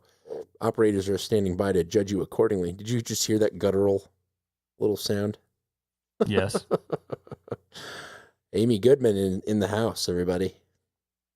Okay. So we got a couple of fiat donations that came in this week, which are appreciated. Starting off at the top of the list is Susan A. She came in through Cash App with $5.55, and she says, "Thank God it's Tuesday, OTO." On the offensive. That's right. Then we had a little donation come in from the Praetor Pareka of the Peoria Diocese, a.k.a. Hempress Emily M., came in through Venmo with $5, and she says Tuesday is Newsday, which is a true statement. Tuesday is Newsday. Why would I have that recording if that were not the case? So thank you very much, Hempress Emily M. The Nail Lord of Gaylord came in through Venmo with $5 and says, "Nlog here, OTO." On the offensive. Can confirm all the Chinese restaurants up here in northern Michigan are run by Hmong. That's right. He's a northern man. He knows the Hmong people like I know the Hmong people. Very good. I always like to say, when you're in the north, you're Hmong friends. Thank you. Thank you very much, Nail Lord. Then Praetor Weirdo of the Not So Flatlands comes in through Cash App with $3.33 and says, OTO, and we say on the offensive. Right back at you. Thank you, everyone, for coming here, and thank you for... Let me ask you to look again at a map. Looking at a map. We have some boosts. I'm going to have to add a boost on there that didn't get picked up by our node when you get there. Okay. Yep. Well, Eric Pepe starts us off with our Bitcoin boost list with 3,333 Satoshis, a no note. Thank you very much, Eric Pepe. Bully Steed comes in next with 3,333 Satoshis. It is all nefarious. AI will be credentialed only. She agrees. Credentialing. Thank you very much. Pfeiffer comes in with 1,821 Satoshis and says OTO. Nostra Gang comes in with 222 show number donation for number 222 and says Ducky with 3 duck emojis. And then we have Eric PP streaming value as he listens to the show tonight, and Pfeiffer streamed 232 Satoshis while listening to number 222. So thank you all very much for boosting and for your streams. We appreciate it. And Dan has some to add. That's right. We got a from Fair Volti, as we know him, came in through Fountain on the 222 episode published with 22,200 Satoshis. Says V for V and OTO on the offensive to the MMO defensive. I think he might be making a joke. Congrats on the milestone and corruption-free media deconstruction. Please verify I am not a Fed. Okay, that's why I wanted to read that one. Here we go. You are not a Fed. That's right. We're defedifying and de-gayifying anyone that asks, that sends in a donation. So if you haven't been de-gayed or defedded, let us know. But that does it for fiat donations. And I was going to say, oh, yeah. So the Ducky reminded me of it, the Ducky boost that came in. Eric PP was making some pretty funny videos. He was dropping them in the show before. But anyone that was sending in a boost, he has something that was generating like an AI video about the boost. And the Ducky one was just like this thing, this weird squeaky duck coming out and going, Ducky, Ducky. It's just kind of funny. So, yeah, thank you for everyone for donating. And being on the offensive with us. We don't do it for just fun. It is fun. We like to have fun with it, but we also like to see that value come back. Let us know that we're over the target. Indeed. Indeedy do. Let's get in the second half and get this show on the road. Get it on.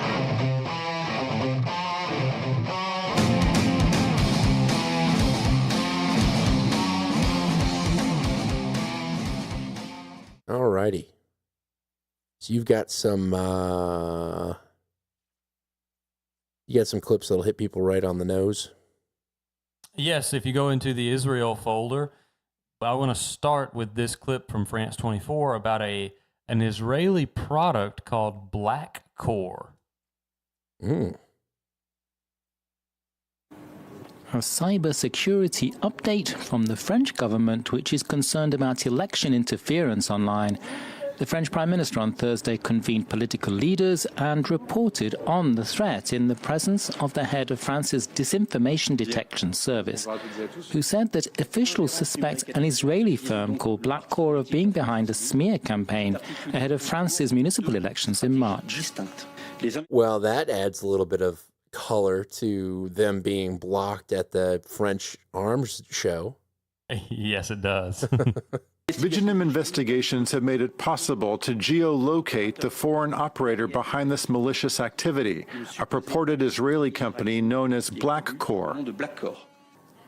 Viginem, France's Office for Vigilance and Protection Against Foreign Digital Interference, presented a detailed report on Black Core's alleged actions around the world.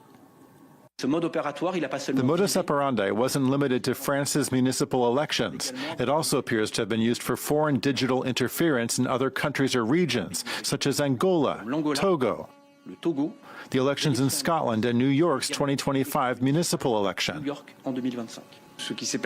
French Prime Minister said Paris had asked Israel for explanations on Black Core's actions and also for help in trying to find out who may have been behind the smear campaign.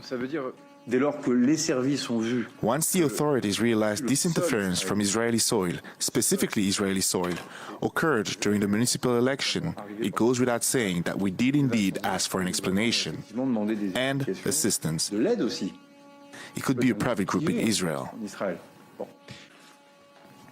The news agency Reuters reported last month that French authorities suspected Black Cause behind an online smear campaign targeting 3 candidates for mayor from the far-left pro-Palestine France Unbowed party in March's municipal vote. Before scrubbing its presence online following Reuters' inquiries, Black Core described itself as an elite influence cyber and technology company built for the modern era of information warfare.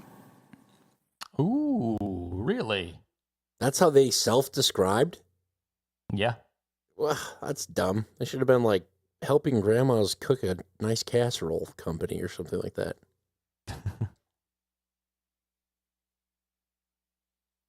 Information warfare. You don't say.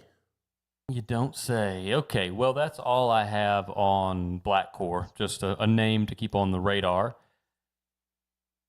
But we do have a clip of Donald Trump talking about Lebanon, because one thing we didn't talk about with regard to the peace deal in detail anyway is the role that Lebanon plays.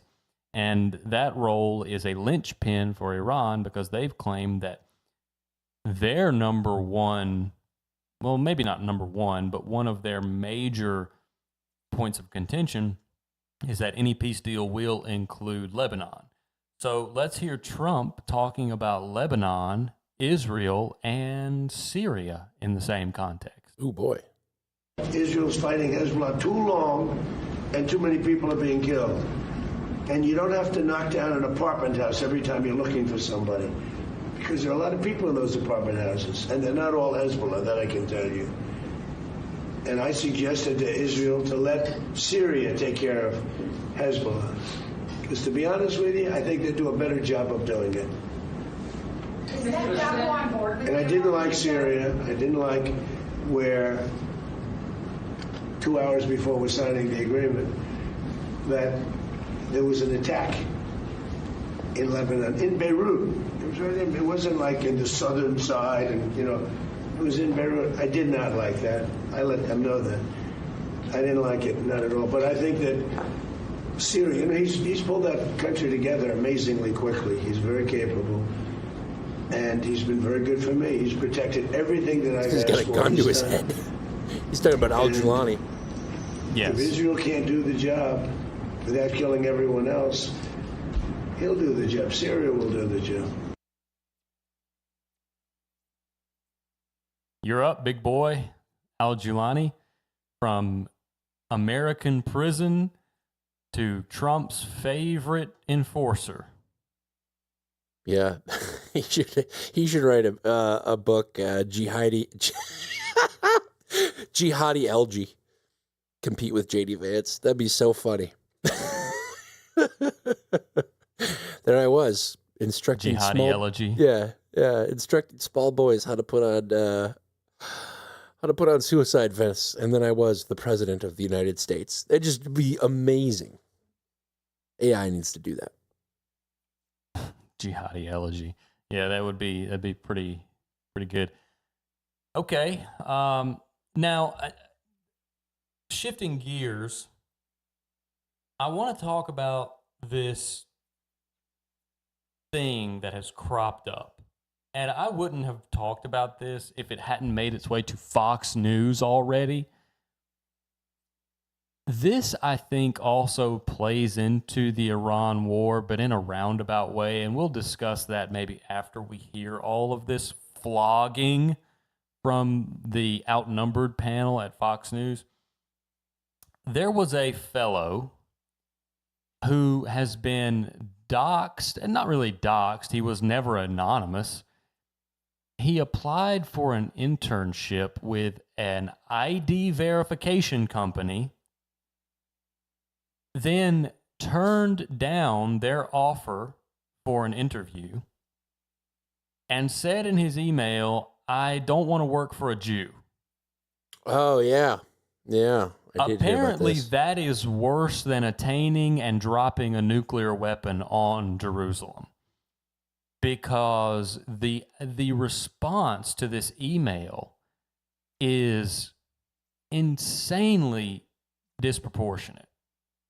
So I want to just present these clips as a bit of I want our audience, and I don't know if you'll gawk at them the way I did, but this is amazing to me.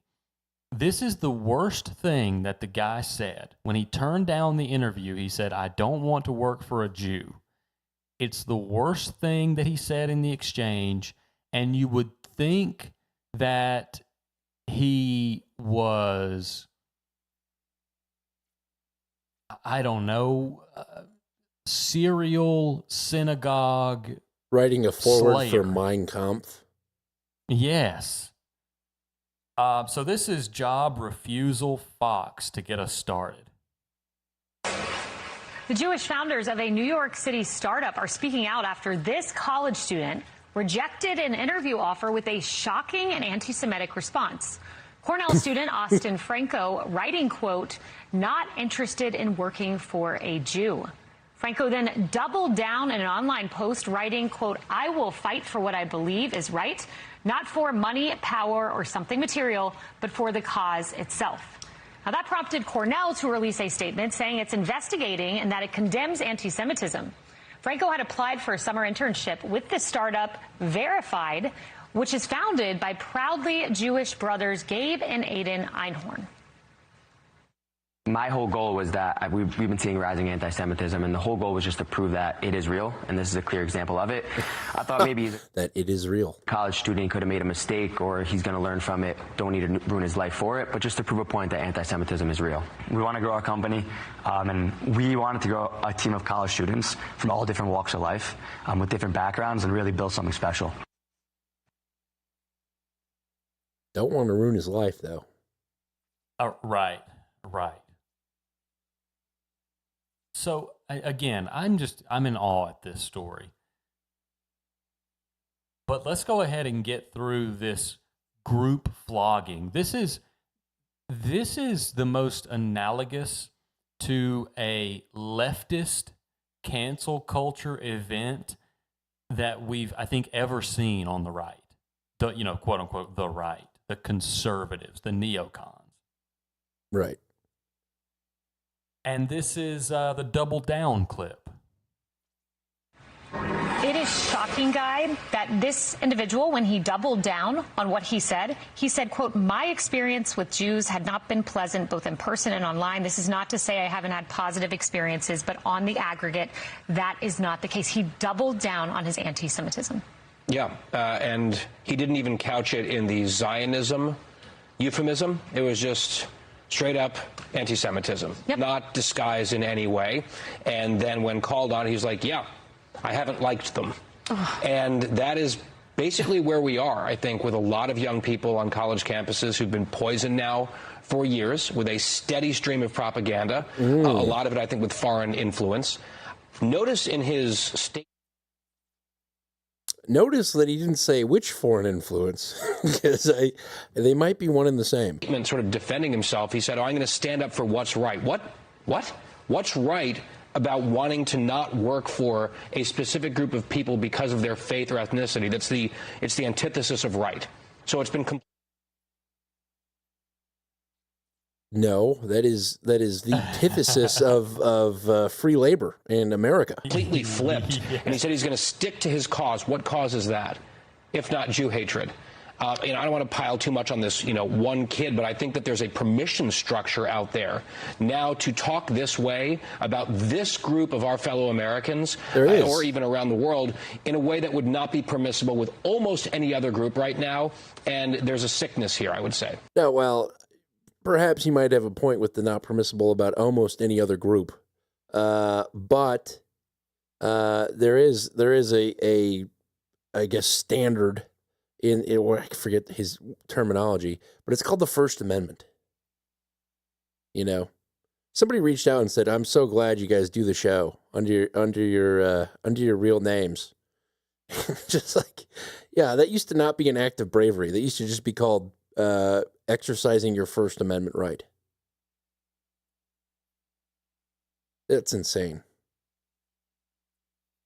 Yes, and while technically his First Amendment has not been breached because the U.S. government hasn't sanctioned him for this or gotten involved,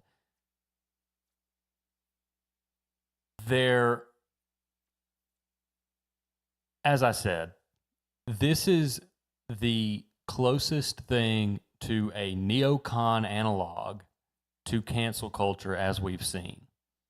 And I think it's couched in this conflict with Iran. I think this guy is more or less a he's a whipping post for the slipping support of Israel in the U.S.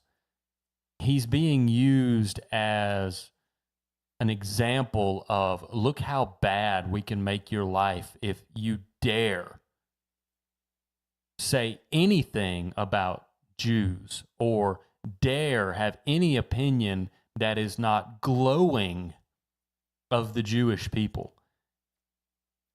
And it's not as if he was going around standing on a soapbox preaching about the evil of the Jew. He sent this in a private email to someone who had offered him a job. And then, of course, in a way that I'm sure has changed a lot of hearts and minds, the Jewish founder of this company took that private email and used it to not destroy his life, but to teach him a lesson. Yes, that's right. That's right. While having his face and name plastered on news media for an entire 3 days. Yes. This is astounding to me. Yeah. Surly Mofo is putting how he should have phrased stuff in here. I prefer not to work for companies that persecute Christians. Yeah, he should have expressed his love of non-Jews. Funny. Well, let's continue this round table thrashing and hear from some other woman on this panel named Emily. Gabe Einhorn, one of those owners of that company, Emily, that we just watched, he said, I felt bad exposing him because I thought he could have made a mistake, and he really doesn't believe that wholeheartedly. I'm glad we know this individual's name. I'm glad he was exposed. Indeed, and the brothers are so generous and graceful, certainly more than I am, because I do want his life to be ruined. I agree with you. It is a permissive structure. And parents, what are your children putting out there? What are the people that have been in your household putting out there? He sent an email. Right. And if you're Dan and John's mom and dad, you know. Online and to their friends, what has been fomented, because clearly there is a disconnect. Somehow this person learned that there is an audacity that you can have with this anti-Semitism. That's what I found so shocking. Guy and I toured Poland together last May, and I whenever I see things like this, it harkens me back to our trip, where apparently there's been no evolution since World War II. That deep-seated cultural hatred that's been allowed, that's been fostered, has somehow reignited here among the youth. And it is sickening. Cornell needs to take greater steps. So do parents, so do online forums, and somehow this 65-pound vessel of hatred needs to know that not only is this not okay, but it's not acceptable socially, because clearly online and among those kid groups, I keep saying kid, among the youth, they have learned that it's okay, that it's right to have this anti-Semitism. It felt sickening for me to just quote him, by the way. To just say those words, quoting him, felt sick. Get out Oh, here. Look at me. Look how good I am. Look how I will serve you, master. Yes, this is... John, are you interested in sleeping with a man? Actually, I'm not. Homophobe. Same logic. Well, I mean, they weren't asking him to sleep with them. I know, but still, it's the same thing. It's stating your preference. Yes, it's personal preference. And again, yeah, this there's a permission structure. Okay, there's a permission structure for me to have opinions. That sounds like America. Yeah. You can't just say what you think. You have to pretend. You got to pretend like the rest of us, kid. Your life should be destroyed. Get in line. Money, please. Money, please. Okay, let's hear from Ellie, I think. Okay. I'm really interested to see if Mr. Franco gets a job. Does anyone hire this guy? I really want to follow up on this. Well, and also the irony is that he's studying industrial and labor relations, a degree that is centered around preventing workplace discrimination. Wow. The exact kind of bias that he is outwardly and publicly. What is it that he's doing? Industrial and labor relations, and she seems to think that's the same as studying HR. Yeah. What a dingbat. There you go. Demonstrating against the Jewish people. He says his experiences with Jews have not been pleasant. By the way, openly demonstrating against the Jewish people. No, he didn't. This is like I was thinking about this today. I was driving in my car, and I was like, they're the only like sect of, I guess, white people that can claim some sort of like racism. It's kind of funny. Like they're conveniently not white when they can pull this stuff off. You know what I mean? They're white when it matters, and not white when things don't go their way. They're a protected group. Yes, sending an email saying, "Hey, I don't want to work for a Jewish person," is openly demonstrating against the Jews. You know, it's unbelievable. But you know what this is? I mean, I'm gawking at it, but I'm starting to process it at the same time. This is a threat. This is an open air threat to all of America that consumes anything related to Fox News, anything on Twitter. If you see this story, you're on notice that unless you prostrate for the Jewish people, you will be destroyed.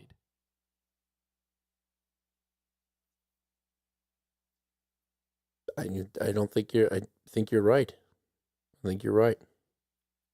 And it should not be lost on you or us or anyone listening that the people involved in this run a digital ID company. You should really take that to heart. That is no coincidence.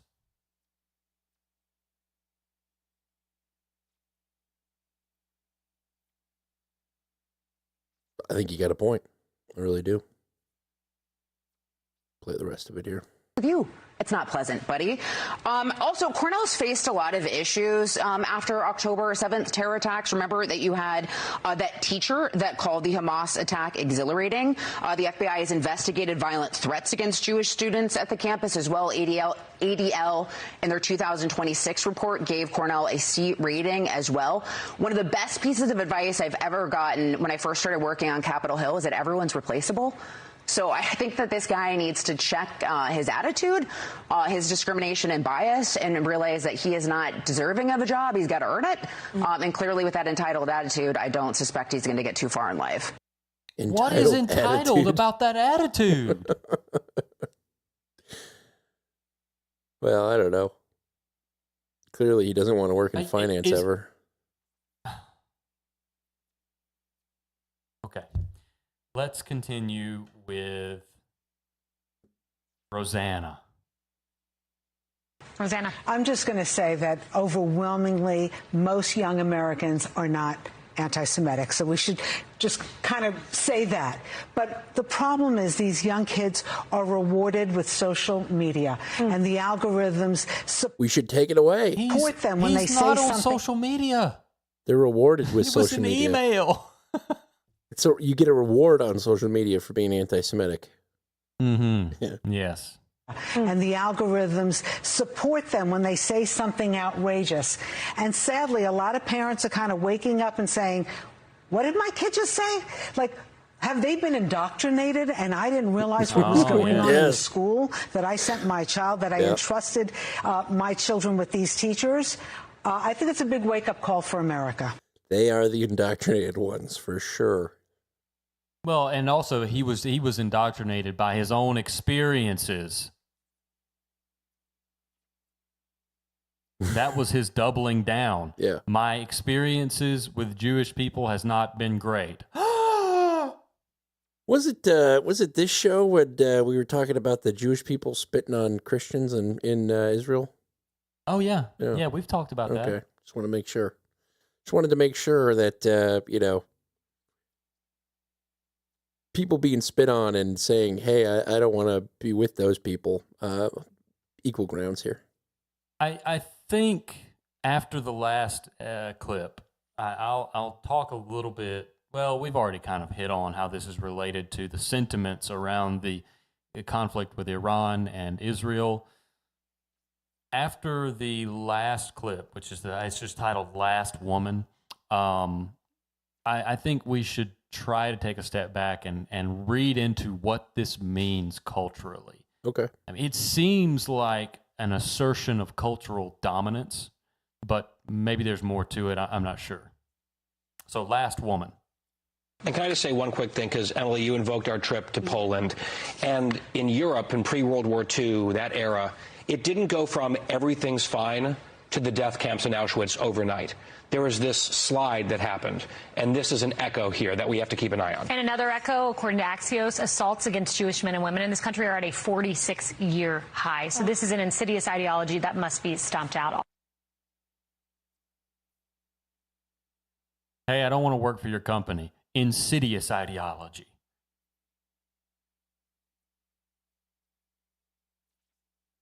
Yeah.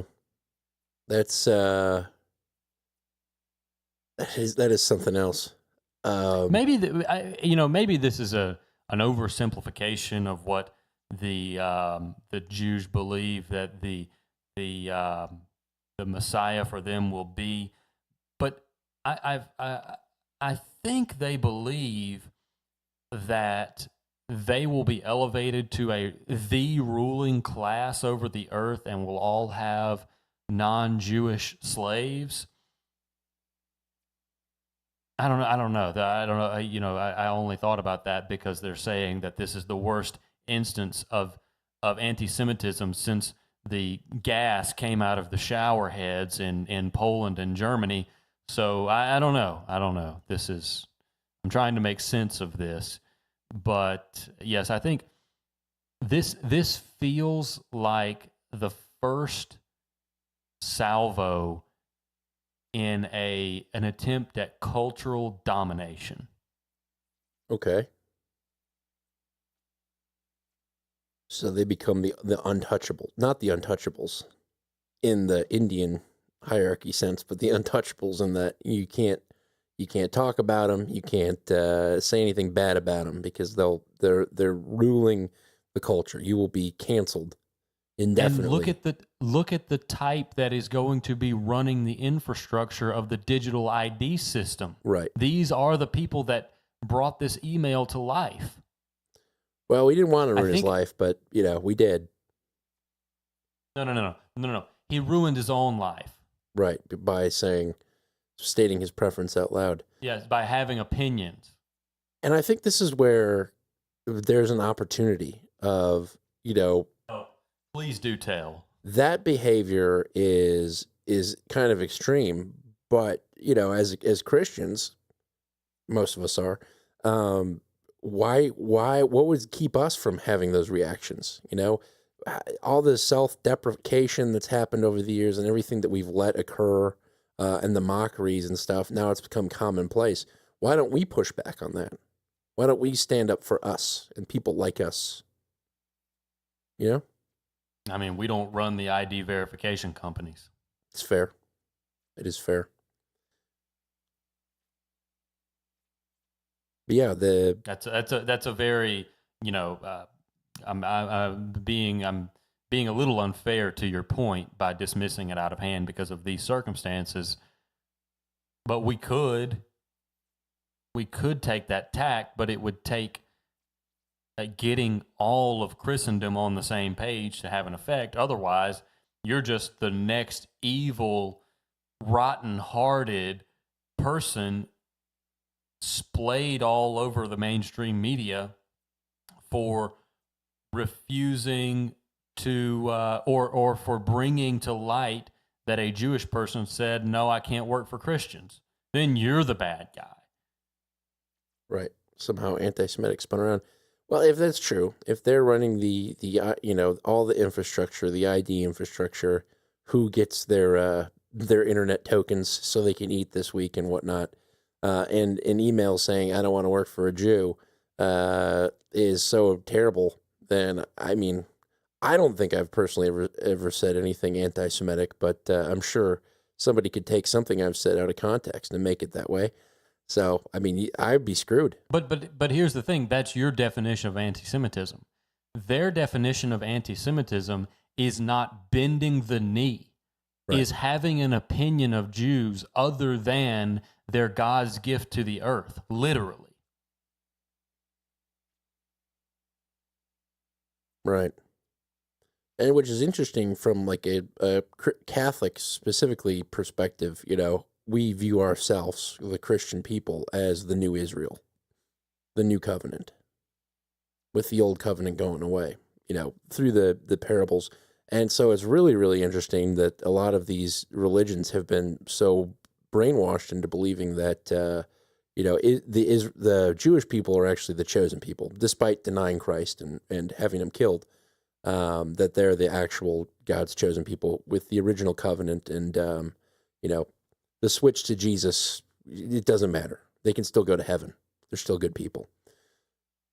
And it's just my religious beliefs. It's not anti-Semitic. That's what I believe. It's what my religion teaches. You can claim it's not anti-Semitic all you want. I'm sure this guy's claiming it too. I'm sure he is. And I'm sure he will be rewarded on social media in some sort of weird way. For that, according to that woman, but I think if you speak in facts that are protected religious beliefs, that the Jews killed Jesus, and I don't think Jewish people will go to heaven. That's fine. Well, but you see, everything is disputed. There are no facts. We're in the post-truth era, so you can stand on your convictions, and you might be able to get a group of people behind you that say, yes, we agree that those are the facts. But if the people that determine whether you're employed and can support your family disagree with your interpretation of the facts, tough luck. Right. Well, I would love to see what happens when that level of oppression is put on people. I would not.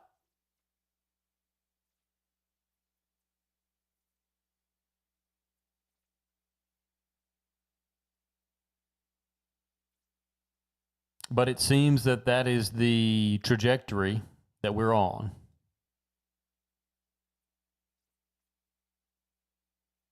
And hopefully we're not.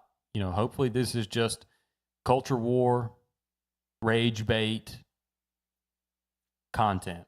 And if so, you got me. Yeah. But even if it is rage bait, it is integrated into people who own and run companies that are poised to be very powerful. So you should at least be able to acknowledge that even if it is rage bait, it's rage bait of a different, more insidious flavor than just your typical clickbait story. They got into Robert Murdoch's ear. They went after Robert Murdoch, and, they probably treat him lavishly. And so that's why it gets fed out like that on Fox News. Look at what France is doing right now with just blatantly blocking Jewish companies from presenting anything at their arms show.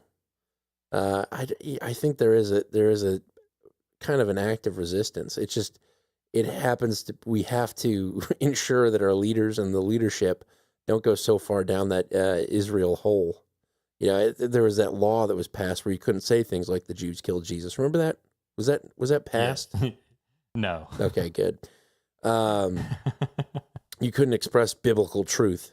But also, you have to be strategic about this kind of thing. Of course, you have to because be strategic. not everyone sees the things that we see, whether it be generational or just because of how addicted to the internet we are, and we justify it by doing this show.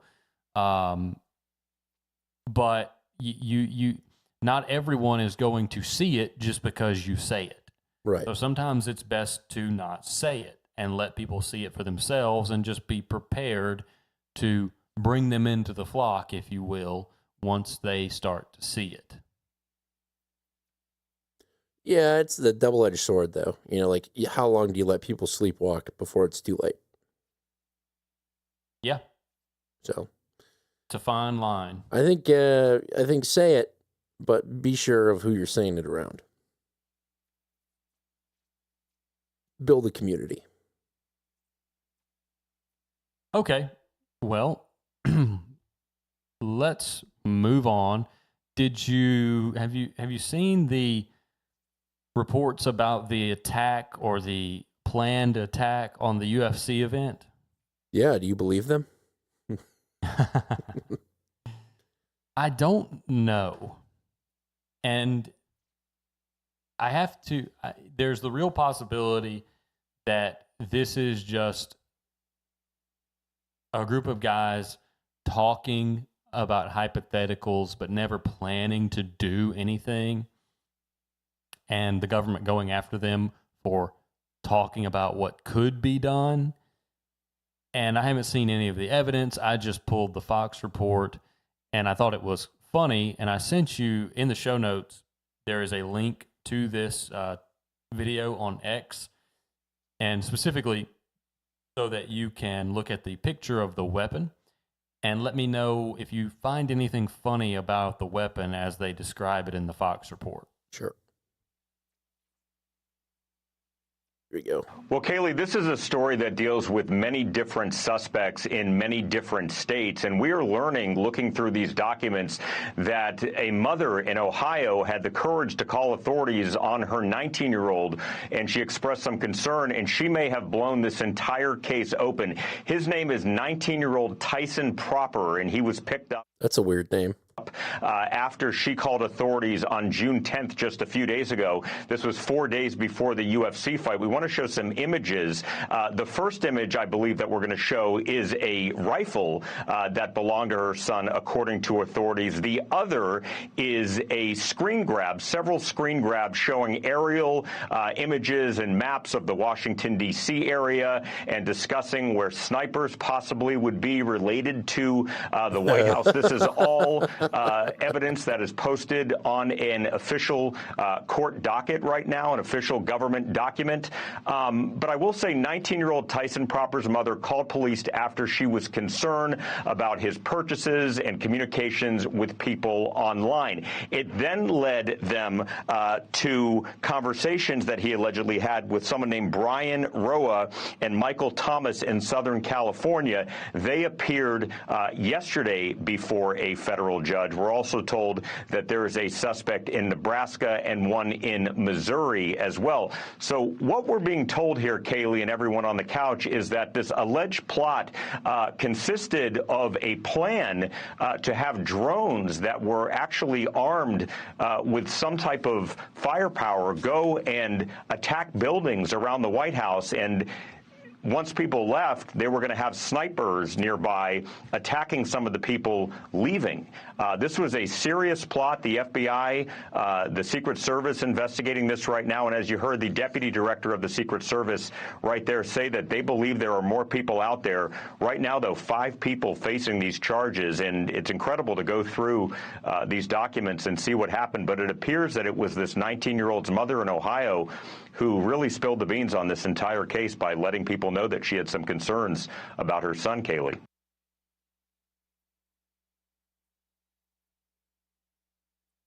Interesting. Yeah, I have a feeling that this was probably just some guys talking tactics and there were no drones, there were no snipers. They were talking about the potential positions of White House and Secret Service snipers, and the FBI needed some media coverage. Some points. So they went and picked them up. And in another case of, we're going to ruin your life because it's expedient for us. Right. Now, do you find anything funny about the weapon they post a picture of for the news report? Yeah, the bullpup with the American flag on it. While talking about being a sniper, it's got a 0 zoom red dot on it. So it's implying that this would be the quote unquote sniper rifle, but it's kind of like a short barrel bullpup. But the main body. Do you know of it, what it is? Does the width of the clip give you any indication of what kind of round it fires? Is it chambered in 7.32? Is it AK round? 7.62. 7.62. Try 12 gauge. Oh, it's a shotgun. It's a shotgun. I didn't even realize. Wow, that's funny. Yeah, he's really going to snipe people with that.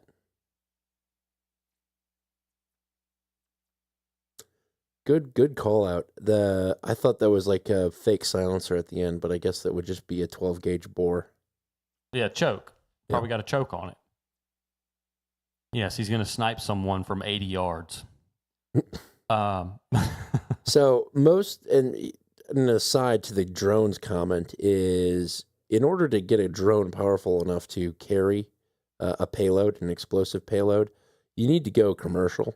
Like, you can make your own drones, but you're not going to make something strong enough, especially as a 19-year-old, to carry an explosive payload. So going commercial, then you get blocked out. You physically can't fly a drone in those areas. I guarantee you that a no drone fly zone was established. So basically a software would not allow it to travel within that confines. A software that it ships with. Right. You can't operate it without the software.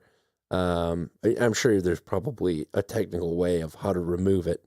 Somebody's figured out, but like removing the GPS capabilities or something. But it's just another side to the improbability of this attack being a real attack. Wow. Yeah. Can they count that as another attempt on Trump's life? Yes, of course. Perfect. Were we up to 12? 12, 45, 47, I don't know. Okay. An interesting piece about the FISA warrants. You go to the FISA folder. Let's see. From the takeout on CBS, we have FISA, CBS takeout. The U.S.'s foreign surveillance powers are set to expire today. The House rejected a short-term FISA extension Thursday, as some lawmakers oppose President Trump's interim pick for Director of National Intelligence, Bill Pulte. Shortly after that vote, the president nominated U.S. Attorney Jay Clayton to take on the role permanently. Here's what we heard from lawmakers on Capitol Hill. I've never been a big fan of Tulsi Gabbard, but that Tulsi Gabbard would stay in place until Mr. Clayton was confirmed. We have a path out. I don't know Jay Clayton, but I was quite certain the acting guy wasn't going to cut it. Shall we say Pulte. CBS News intelligence and national security reporter Olivia Gazis joins me now. And Olivia, with FISA set to lapse, what impact could that have? Sure. Well, what FISA 702 does at a basic level is to allow the government to acquire information about the communications, frequency, the content of non-U.S. persons outside of the United States without a warrant. So hypothetically, if you're targeting 2 foreign spies or terrorists who are using Gmail or WhatsApp to talk to each other and conceive a plot, rather than having to seek a warrant, the government can compel the providers of those services, Google or Meta, to hand over those communications of those individuals for national security purposes. What makes it controversial, as you well know, Nicole, is that sometimes those foreign individuals could be discussing a U.S. person whose information is then incidentally collected by the U.S. government, even if they're not a surveillance target, which is why it's such a controversial authority that lawmakers have sought to amend. I don't transact serious business in my Gmail account. Yes, and we know from previous reports that these warrantless searches are also carried out on Americans who are using VPNs because How were we to know they were in the U.S.? The dragnet. We talked about that on the show, didn't we? We did. Yeah, I always forget what I've read and what we've mentioned. I'm like an old man.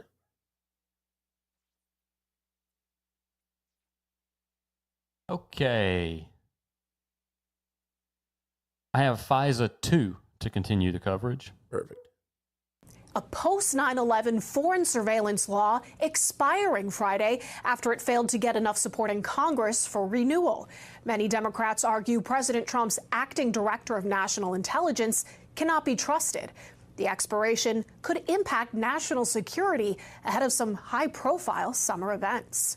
FISA Section 702. It may sound like just another mundane federal statute, but many argue this post-9/11 law is imperative for keeping America safe from terrorists. The bill will allow our intelligence professionals to quickly and effectively monitor the communications of terrorists abroad. It allows the federal government to spy on communications of non-Americans outside of the United States without a warrant. FISA 702 is controversial. Many argue it's abused, and there have been times when Americans' communications have been illegally surveilled. The bill is not passed. 19 Republicans and 199 Democrats voting against renewing 702. Some oppose the policy altogether, but most of them don't think the president's acting director of national intelligence can be trusted. This program is unconstitutional, and there's only one way to fix it. Require warrants, judicial warrants. Bill Pulte has no national security experience, no law enforcement experience, and no military experience. President Trump announced he's nominating U.S. Attorney Jay Clayton to serve as DNI long-term, but it'll take time to get Senate confirmation.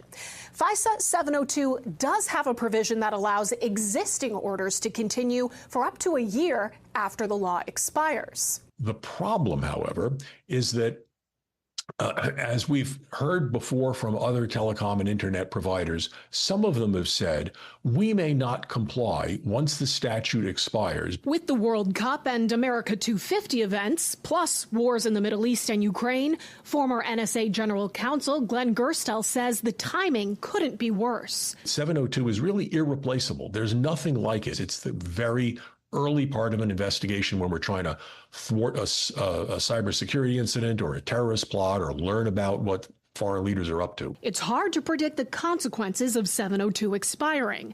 There have been brief lapses in the past. Gerstel says it's never lasted long enough to disrupt operations, as will likely be the case now. It's not going to interrupt operations. They just do what they want. Of course they do what they want. Oh, all this blubbering. Yeah, they how many violations? There's no such thing as privacy or freedom anymore, and everything can be justified in a court of law. They illegally spied on Trump when he was a candidate, and still no one is in jail for that. Yeah. And he's the president. So, good luck, everybody. FISA is going to expire, and we're all going to be killed in jihadi bombings. More at 5 p.m. Yes. I want to cover what Gabbard is releasing in her last days as the ODNI. This is in the health folder. And this is Tulsi talking about biolabs background orders. After months of searching through intelligence community holdings and files, today I'm releasing new evidence of long-standing U.S. government funding of more than 120 biolabs in over 30 countries. Now, these biolabs include labs in places like Ukraine, which could be at risk of compromise due to the ongoing Russia-Ukraine war. In fact, the intelligence community had previously warned that a U.S.-funded biolab in Ukraine likely housed dangerous pathogens and remained vulnerable to long-standing threats of Russian attack, seizure, or damage. Now, until now, evidence regarding the full existence and funding of these laboratories had been knowingly withheld from you, the American people. Many of these U.S. government-funded biolabs are currently or have previously engaged in research using hazardous and highly contagious pathogens, and in some cases included dangerous gain-of-function research with very little visibility or oversight. Now, President Trump clearly understands the serious threat dangerous gain-of-function research poses to the American people. And this is why he took decisive action over a year ago. On May 25th, 2025, he signed an executive order to end federal funding of gain-of-function research around the world. Okay, and then the next clip is spelled the way Tulsi pronounces ODNI, and it's OTNI. OTNI. Here Like at a ODNI, sitcom. I issued new guidance to the intelligence community I directing... want to hear her say it again. Here at ODNI, I issued new guidance to the intelligence community directing increased collection on these laboratories and facilities overseas. And we're already seeing the results of this increased collection. We're learning new details, for example, on clinical trials that are underway at these facilities and that are raising significant ethical, financial, and security concerns regarding the supposed public health initiatives and U.S. national security. Now, despite the obvious potential for catastrophic global impact that research on dangerous pathogens in biolabs can have, politicians and so-called health professionals like Dr. Fauci, as well as entities within the Biden administration's national security team, lied repeatedly to the American people about the existence of U.S.-funded and supported biolabs. Not only did they lie, they threatened those who attempted to expose the truth. So this release today breaks new ground, as the information surrounding the existence, history, locations, and funding of these U.S.-funded biolabs has been intentionally covered up by very powerful people who falsely claimed that these biolabs didn't exist. Now, they accuse anyone who says otherwise to be foreign assets and traitors to America. Now, ODNI will continue working closely with partners across the U.S. government to identify exactly where these labs are and what pathogens they contain to end dangerous gain-of-function research that threatens the health and well-being of the American people and people around the world. So, play the last 10 seconds of that again. Government to identify exactly where these labs are and what pathogens they contain to end dangerous gain-of-function research that threatens the health and well-being of the American people and people around the world. We don't even know where they are.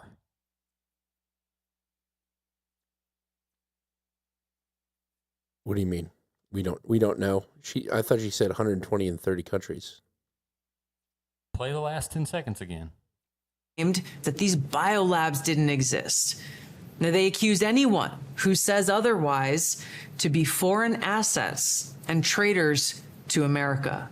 Now, ODNI will continue working closely with partners across the U.S. government to identify exactly where these labs are and what pathogens they contain to end dangerous gain-of-function research that threatens the health and well-being of the American people and people around the world. Okay. So we're... Go ahead. We're saying that we're going to look into your biolabs. We don't know where they are yet, so definitely don't pack anything up or start destroying evidence. Yeah, wink nod.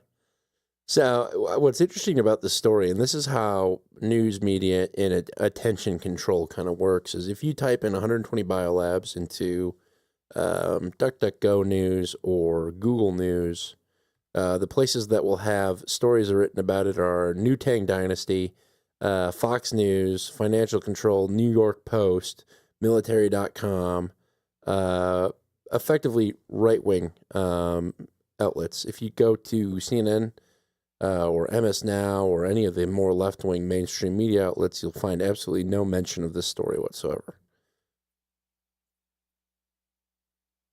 And why do you think that is? I think it's because it's a way of not drawing attention to the 120 biolabs that are supposed to exist. One article came out today. Opinion: Tulsi Gabbard can't be trusted to run American intelligence. MS Now. That's how you do it. So your blue-haired aunt at Thanksgiving never even heard of this story. She's never even seen it. It's not in her algo. It's not in her timeline. And so you come in and it's still a conspiracy theory. Still a crazy conspiracy theorist. Exactly. And that is the ARG, the alternative reality game that's being run on us. We hear about this stuff. They hear about a different subset of facts. And it's like we live in two different realities. That's the division and the control. Absolutely. I know we've beat that. As I said earlier, it's working. Yeah. I know we've beaten it a lot, or beaten our chests on that a lot over the past 5 years, but it's true. You know, that's how it works. Here's a classic current example for you. You can test it out yourself. Find any sort of reference to this story and the 120 biolabs on any left-wing media source. I encourage you to look for it. You won't find it. There's Ralph. So the last thing I want to discuss, I have a clip about the Ohio organization being raided by the FBI. It's apparently an anti-voter fraud activity, but we don't know anything about it. That's really all the clip's going to tell you if we play it, so we'll skip it and just keep our eye on it. But it'll be in the show notes if you want to check it out. The last thing I want to talk about is AI, because last show we discussed, and I floated this idea and said I was going to do a little more reading on this transition from the petrodollar, or at very least a supplementation of the petrodollar with a data dollar, with building these data centers hand over fist to basically provide all of the data handling and bandwidth really isn't the term, but that's a way to visualize it for the world, to say, well, if you want to use these American models hosted in America, then you have to pay for them with dollars, the same way we do with oil. If you want to trade oil, you trade in dollars. And, the petrodollar system was set up. What was the guy's? Oh, shoot. I'm blanking on it. Really controversial. Henry Kissinger. Yep. The petrodollar system was set up by Henry Kissinger. And I can see Big Gay MacArthur. What's his name? Scott Bessent. Yep. I can see him wanting to get his name on a system equivalent to the petrodollar going forward. He has that kind of ambition to me. And I'm gaining more affinity for this data-driven dollar trade idea. And I felt vindicated this week, and I actually tweeted about this from the @RealMMO Show X account, which you can follow us for commentary on news throughout the week and to watch the episodes live or rewatch them if you choose to watch on X. But I retweeted TFTC account, Tales from the Crypt, and what happened was, well, the clip will give us some context about what happened, but before this happened, and I know I'm kind of all over the place, but the tweets came first, so I'll discuss the tweets. TFTC tweeted, Anthropic is walking back a policy in Claude Fable 5, which is their newest model, that would have covertly degraded the model's performance when it detected users were doing frontier AI research. And this is what happened with DeepSeek. China was able to produce, and we missed this at the time, admittedly, but China was able to produce DeepSeek, which was heralded at the time as the cheapest AI model ever created. They didn't have to use all of this electricity and all of this water to make this model. It was a triumph for the Chinese. Well, it turns out they were just probing and reverse engineering models that were on the market from American companies. And that's why it was so inexpensive for them to do it. So Claude had a policy in Fable 5, their newest model, that would have detected if the Chinese, I mean, you can just say it out loud, the Chinese were doing frontier AI research with the model, trying to reverse engineer it, and would have degraded the model's performance if it detected that. So Anthropic walked this policy back, and I tweeted from @RealMMOShow, when you think AI, think in terms of weapons R&D. The U.S. government wouldn't allow China to buy and reverse engineer secret Raytheon tech, but as it stands, China can subscribe to Claude and do just that with equally consequential tech. AI companies will be effectively nationalized. And then we get this. In the AI folder, we'll have a clip called Fable Shutdown, GMA. The Trump administration's battle with artificial intelligence giant Anthropic. The company saying it's taken its 2 newest AI models offline following a Trump administration directive. ABC's Christiane Cordero is here now with the latest. Good morning, Christiane. Hey there, Brianna. Good morning. So this is considered one of the most sweeping directives targeting an AI company and is another test of the relationship between big tech and the government. Anthropic says it received a directive from the Trump administration to block foreign nationals in and out of the U.S. from accessing 2 of its most advanced and recently released models.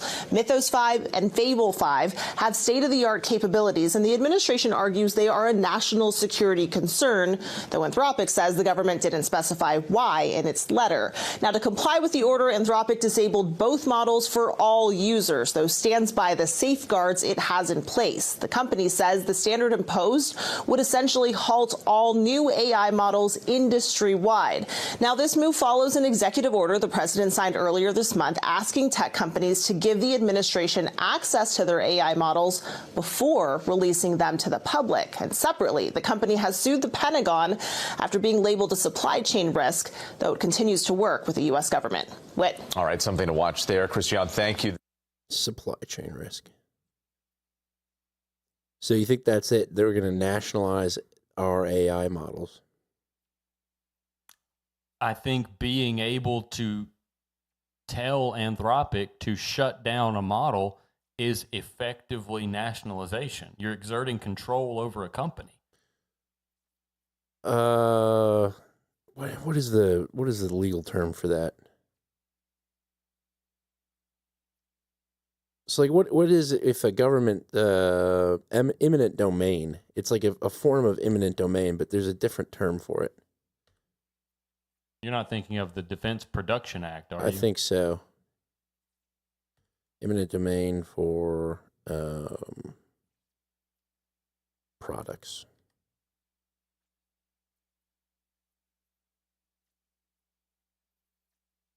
It's just a bunch of eminent domain. We're effectively like the oil company in California that was forced to start pumping oil again. Remember that? Yes. They called it something.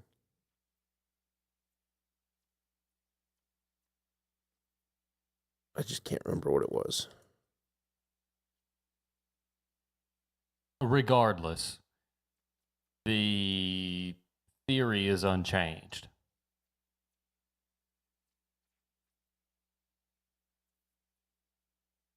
Yeah.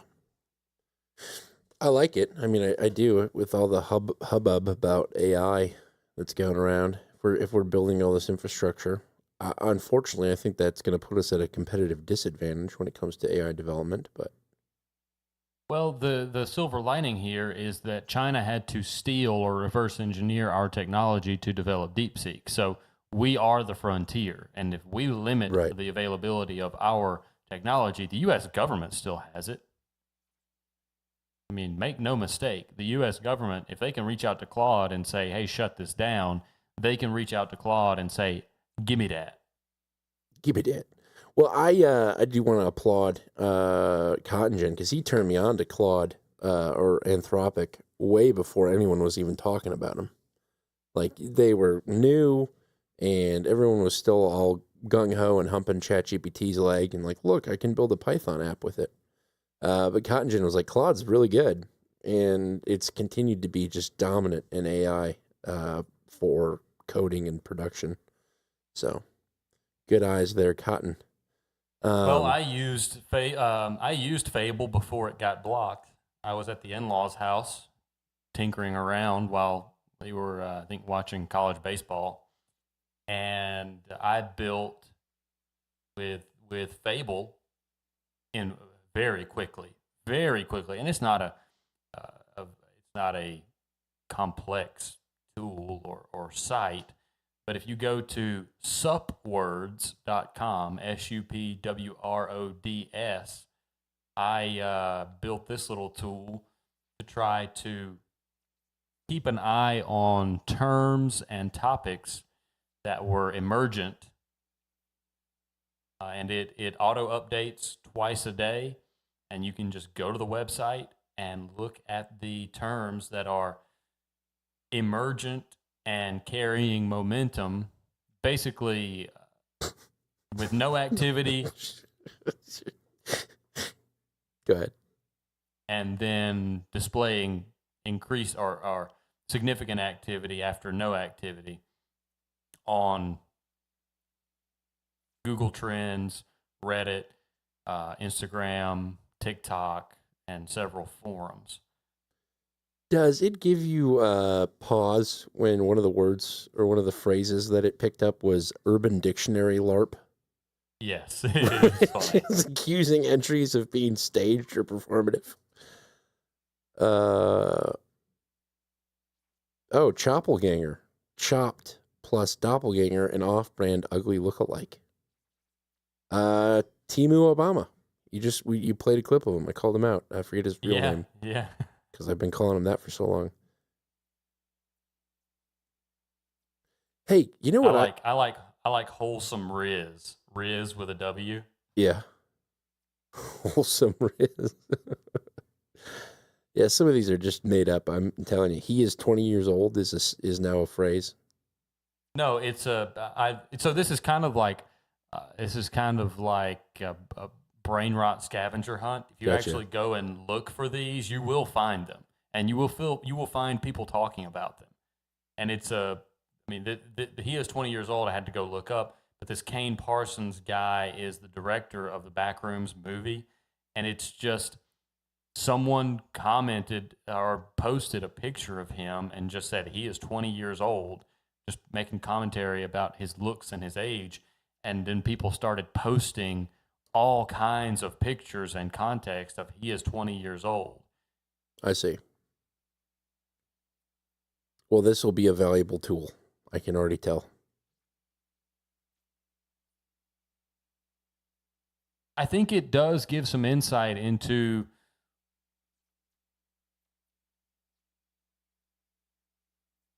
it definitely gives some insight into emerging slang, which, if you read between the lines, can provide insight into the direction of cultural momentum. Now, like right now, two of the words are 404 coded, which is someone who's hopelessly clueless or hopelessly out of touch, and brain AFK, brain away from keyboard, so zoned out, mentally absent. So take from that what you will. I've found it entertaining. You can go back and look at the scan histories at the bottom. And for example, I didn't know about the I'm a Fat Little Chud song until I found it here, which is entertaining. Kevin is bad. Yeah, Kevin means bad. So used in the same way as Karen, but Kevin. I could have some fun with that. Calling certain peoples Kevin. Speaking of certain peoples, have you watched any World Cup? No. So I walked into my gas station. It's an Arab-owned gas station, but they recently hired some Indian guys that work there, and they had the World Cup on. And I was like, have you guys seen Team Germany? And they're like, yeah. I was like, it could be Team Nigeria. And they laughed out loud. They're like, you should see Japan's goalie. Japan's goalie's a black guy. He's not Japanese. What is this? What is this World Cup? He is, Dan. He is Japanese. He's just as Japanese as the descendant of the Japanese World War II general who held out in the Philippines for years after the war ended and only surrendered 15 years after the war had ended. He's just as Japanese as the descendants of that man who now ride the train to and from work and ponder whether they'll be able to find a wholesome Japanese wife. He's just as Japanese as them. Well, I would believe that he is the most Japanese guy or the best goalkeeper in Japan, just because of no one has his wingspan. But still, and you're just kind of like I watched Team Germany, and I'm like, these guys aren't German. They're like, I don't even know where they're from, but not Germany. It's just an aside. I just like an interesting note, something that was annoying. The Scottish team, I saw them play. I was like, yep, those look like all Scottish people. So, who knows? Maybe that's racist and anti-Semitic. Who's counting these days?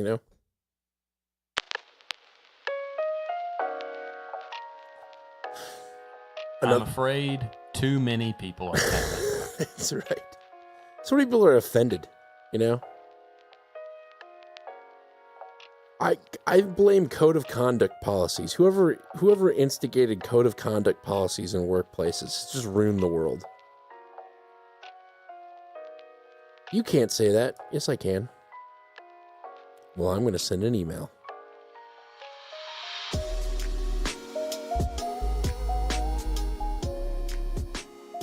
That was 223 here on The Offensive. The Tartan Army, Bully Steed. Bully Steed is a fan of the Scots. If they were traditional Scots,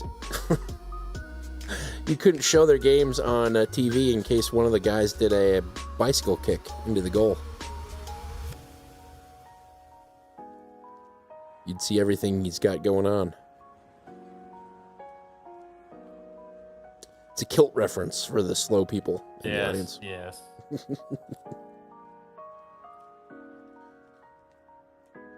Oh, man. Another week.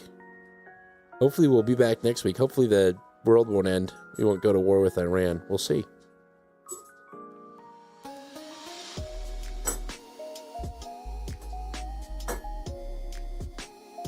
Are you doing your dishes over there? I know you've been eating on air, but I didn't think you'd be doing the dishes. That's Elise dropping off dinner. She didn't know how late we'd be on The Offensive. And then she mouthed Too late tonight. She mouthed something to me. I don't know what it was.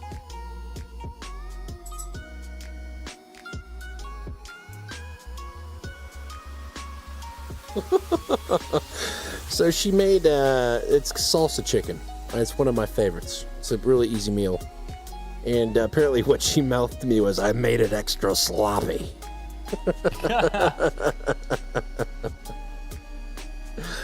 Quit it, lady. You're scaring us. Well, I'm looking forward to eating this extra sloppy salsa chicken in the post show. But from St. Louis, Missouri, I have been Dan Gehring. And from America's South Coast, I've been John G. Dew. And this has been the Millennial Media Offensive. Probably the best podcast in Gambia, but in many other countries too. Probably, unfortunately for us. That's true. We will gain notoriety, and we will be put down by our big-nosed overlords. MMO, out.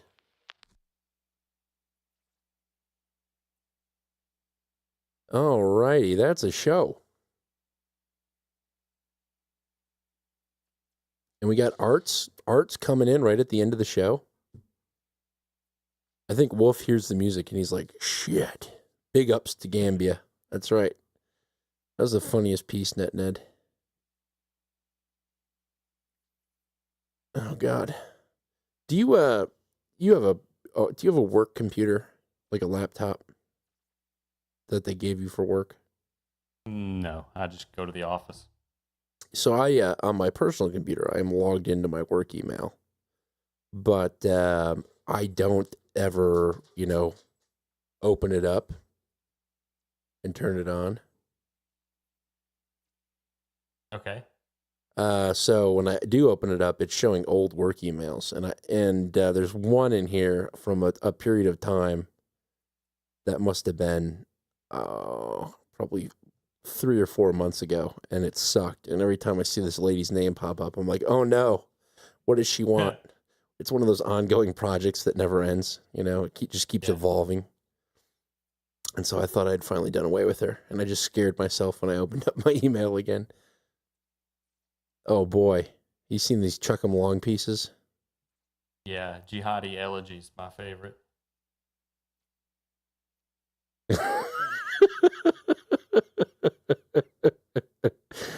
The IRA one's kind of fun too. The what? The IRA one. With our names in the Gaelic font.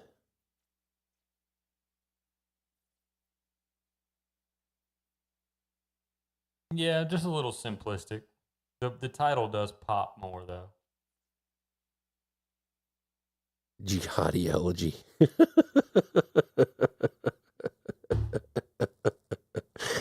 I'll do that one. That's fun. Although that I might actually have to print out and put on my gun safe that the IRA one. Little poster on the gun safe. I'll put that one on my vision board. Yeah. All right.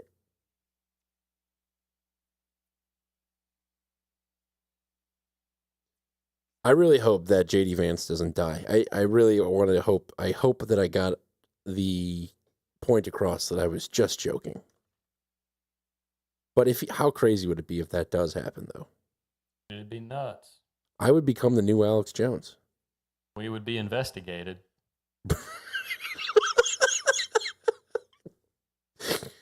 So, what radicalized you? Well, I jokingly offhand said that a politician was going to die, and they did. And now I'm in Guantanamo. I wonder where I could flee to. Gambia. I will seek refuge at the consulate in Gambia. Your people love me here. Yeah, that's right. Just look at this podcast list. Yep, 37 down, that's me. Right there. Okay, so title list, full on boomer. Jits with Jeets. Hormuz 500, that's funny. JD Vance maxing. Funeral director trip. Mexican insight. The more compassionate sex. GDP superiority. Just freedom. Jihadi Elegy. I don't work for Jews. That's no. Post-truth era. Odie and I. Wholesome Riz. There's no black Japs and extra sloppy. I like Odie and I. Odie and I. OTI and I. This one is ODIE and I. Okay, that's fine. Odie. Odie and I.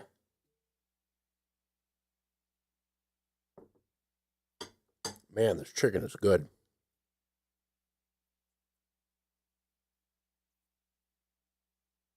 Oh, Jake Steaks text me.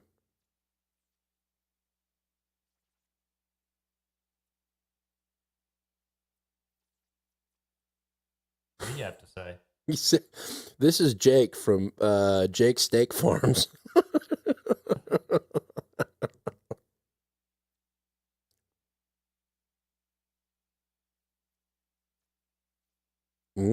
Got some black Angus cattle raised in north central Wyoming. And the beef is really, really good.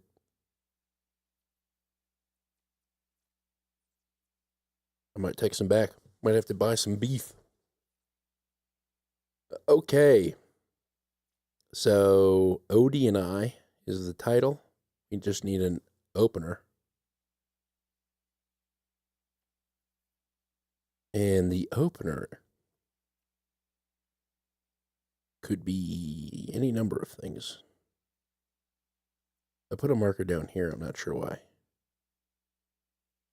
Will take place after second. I think I was definitely marking something you had said previous. We've never actually tried JCPOA. We never actually tried JCPOA.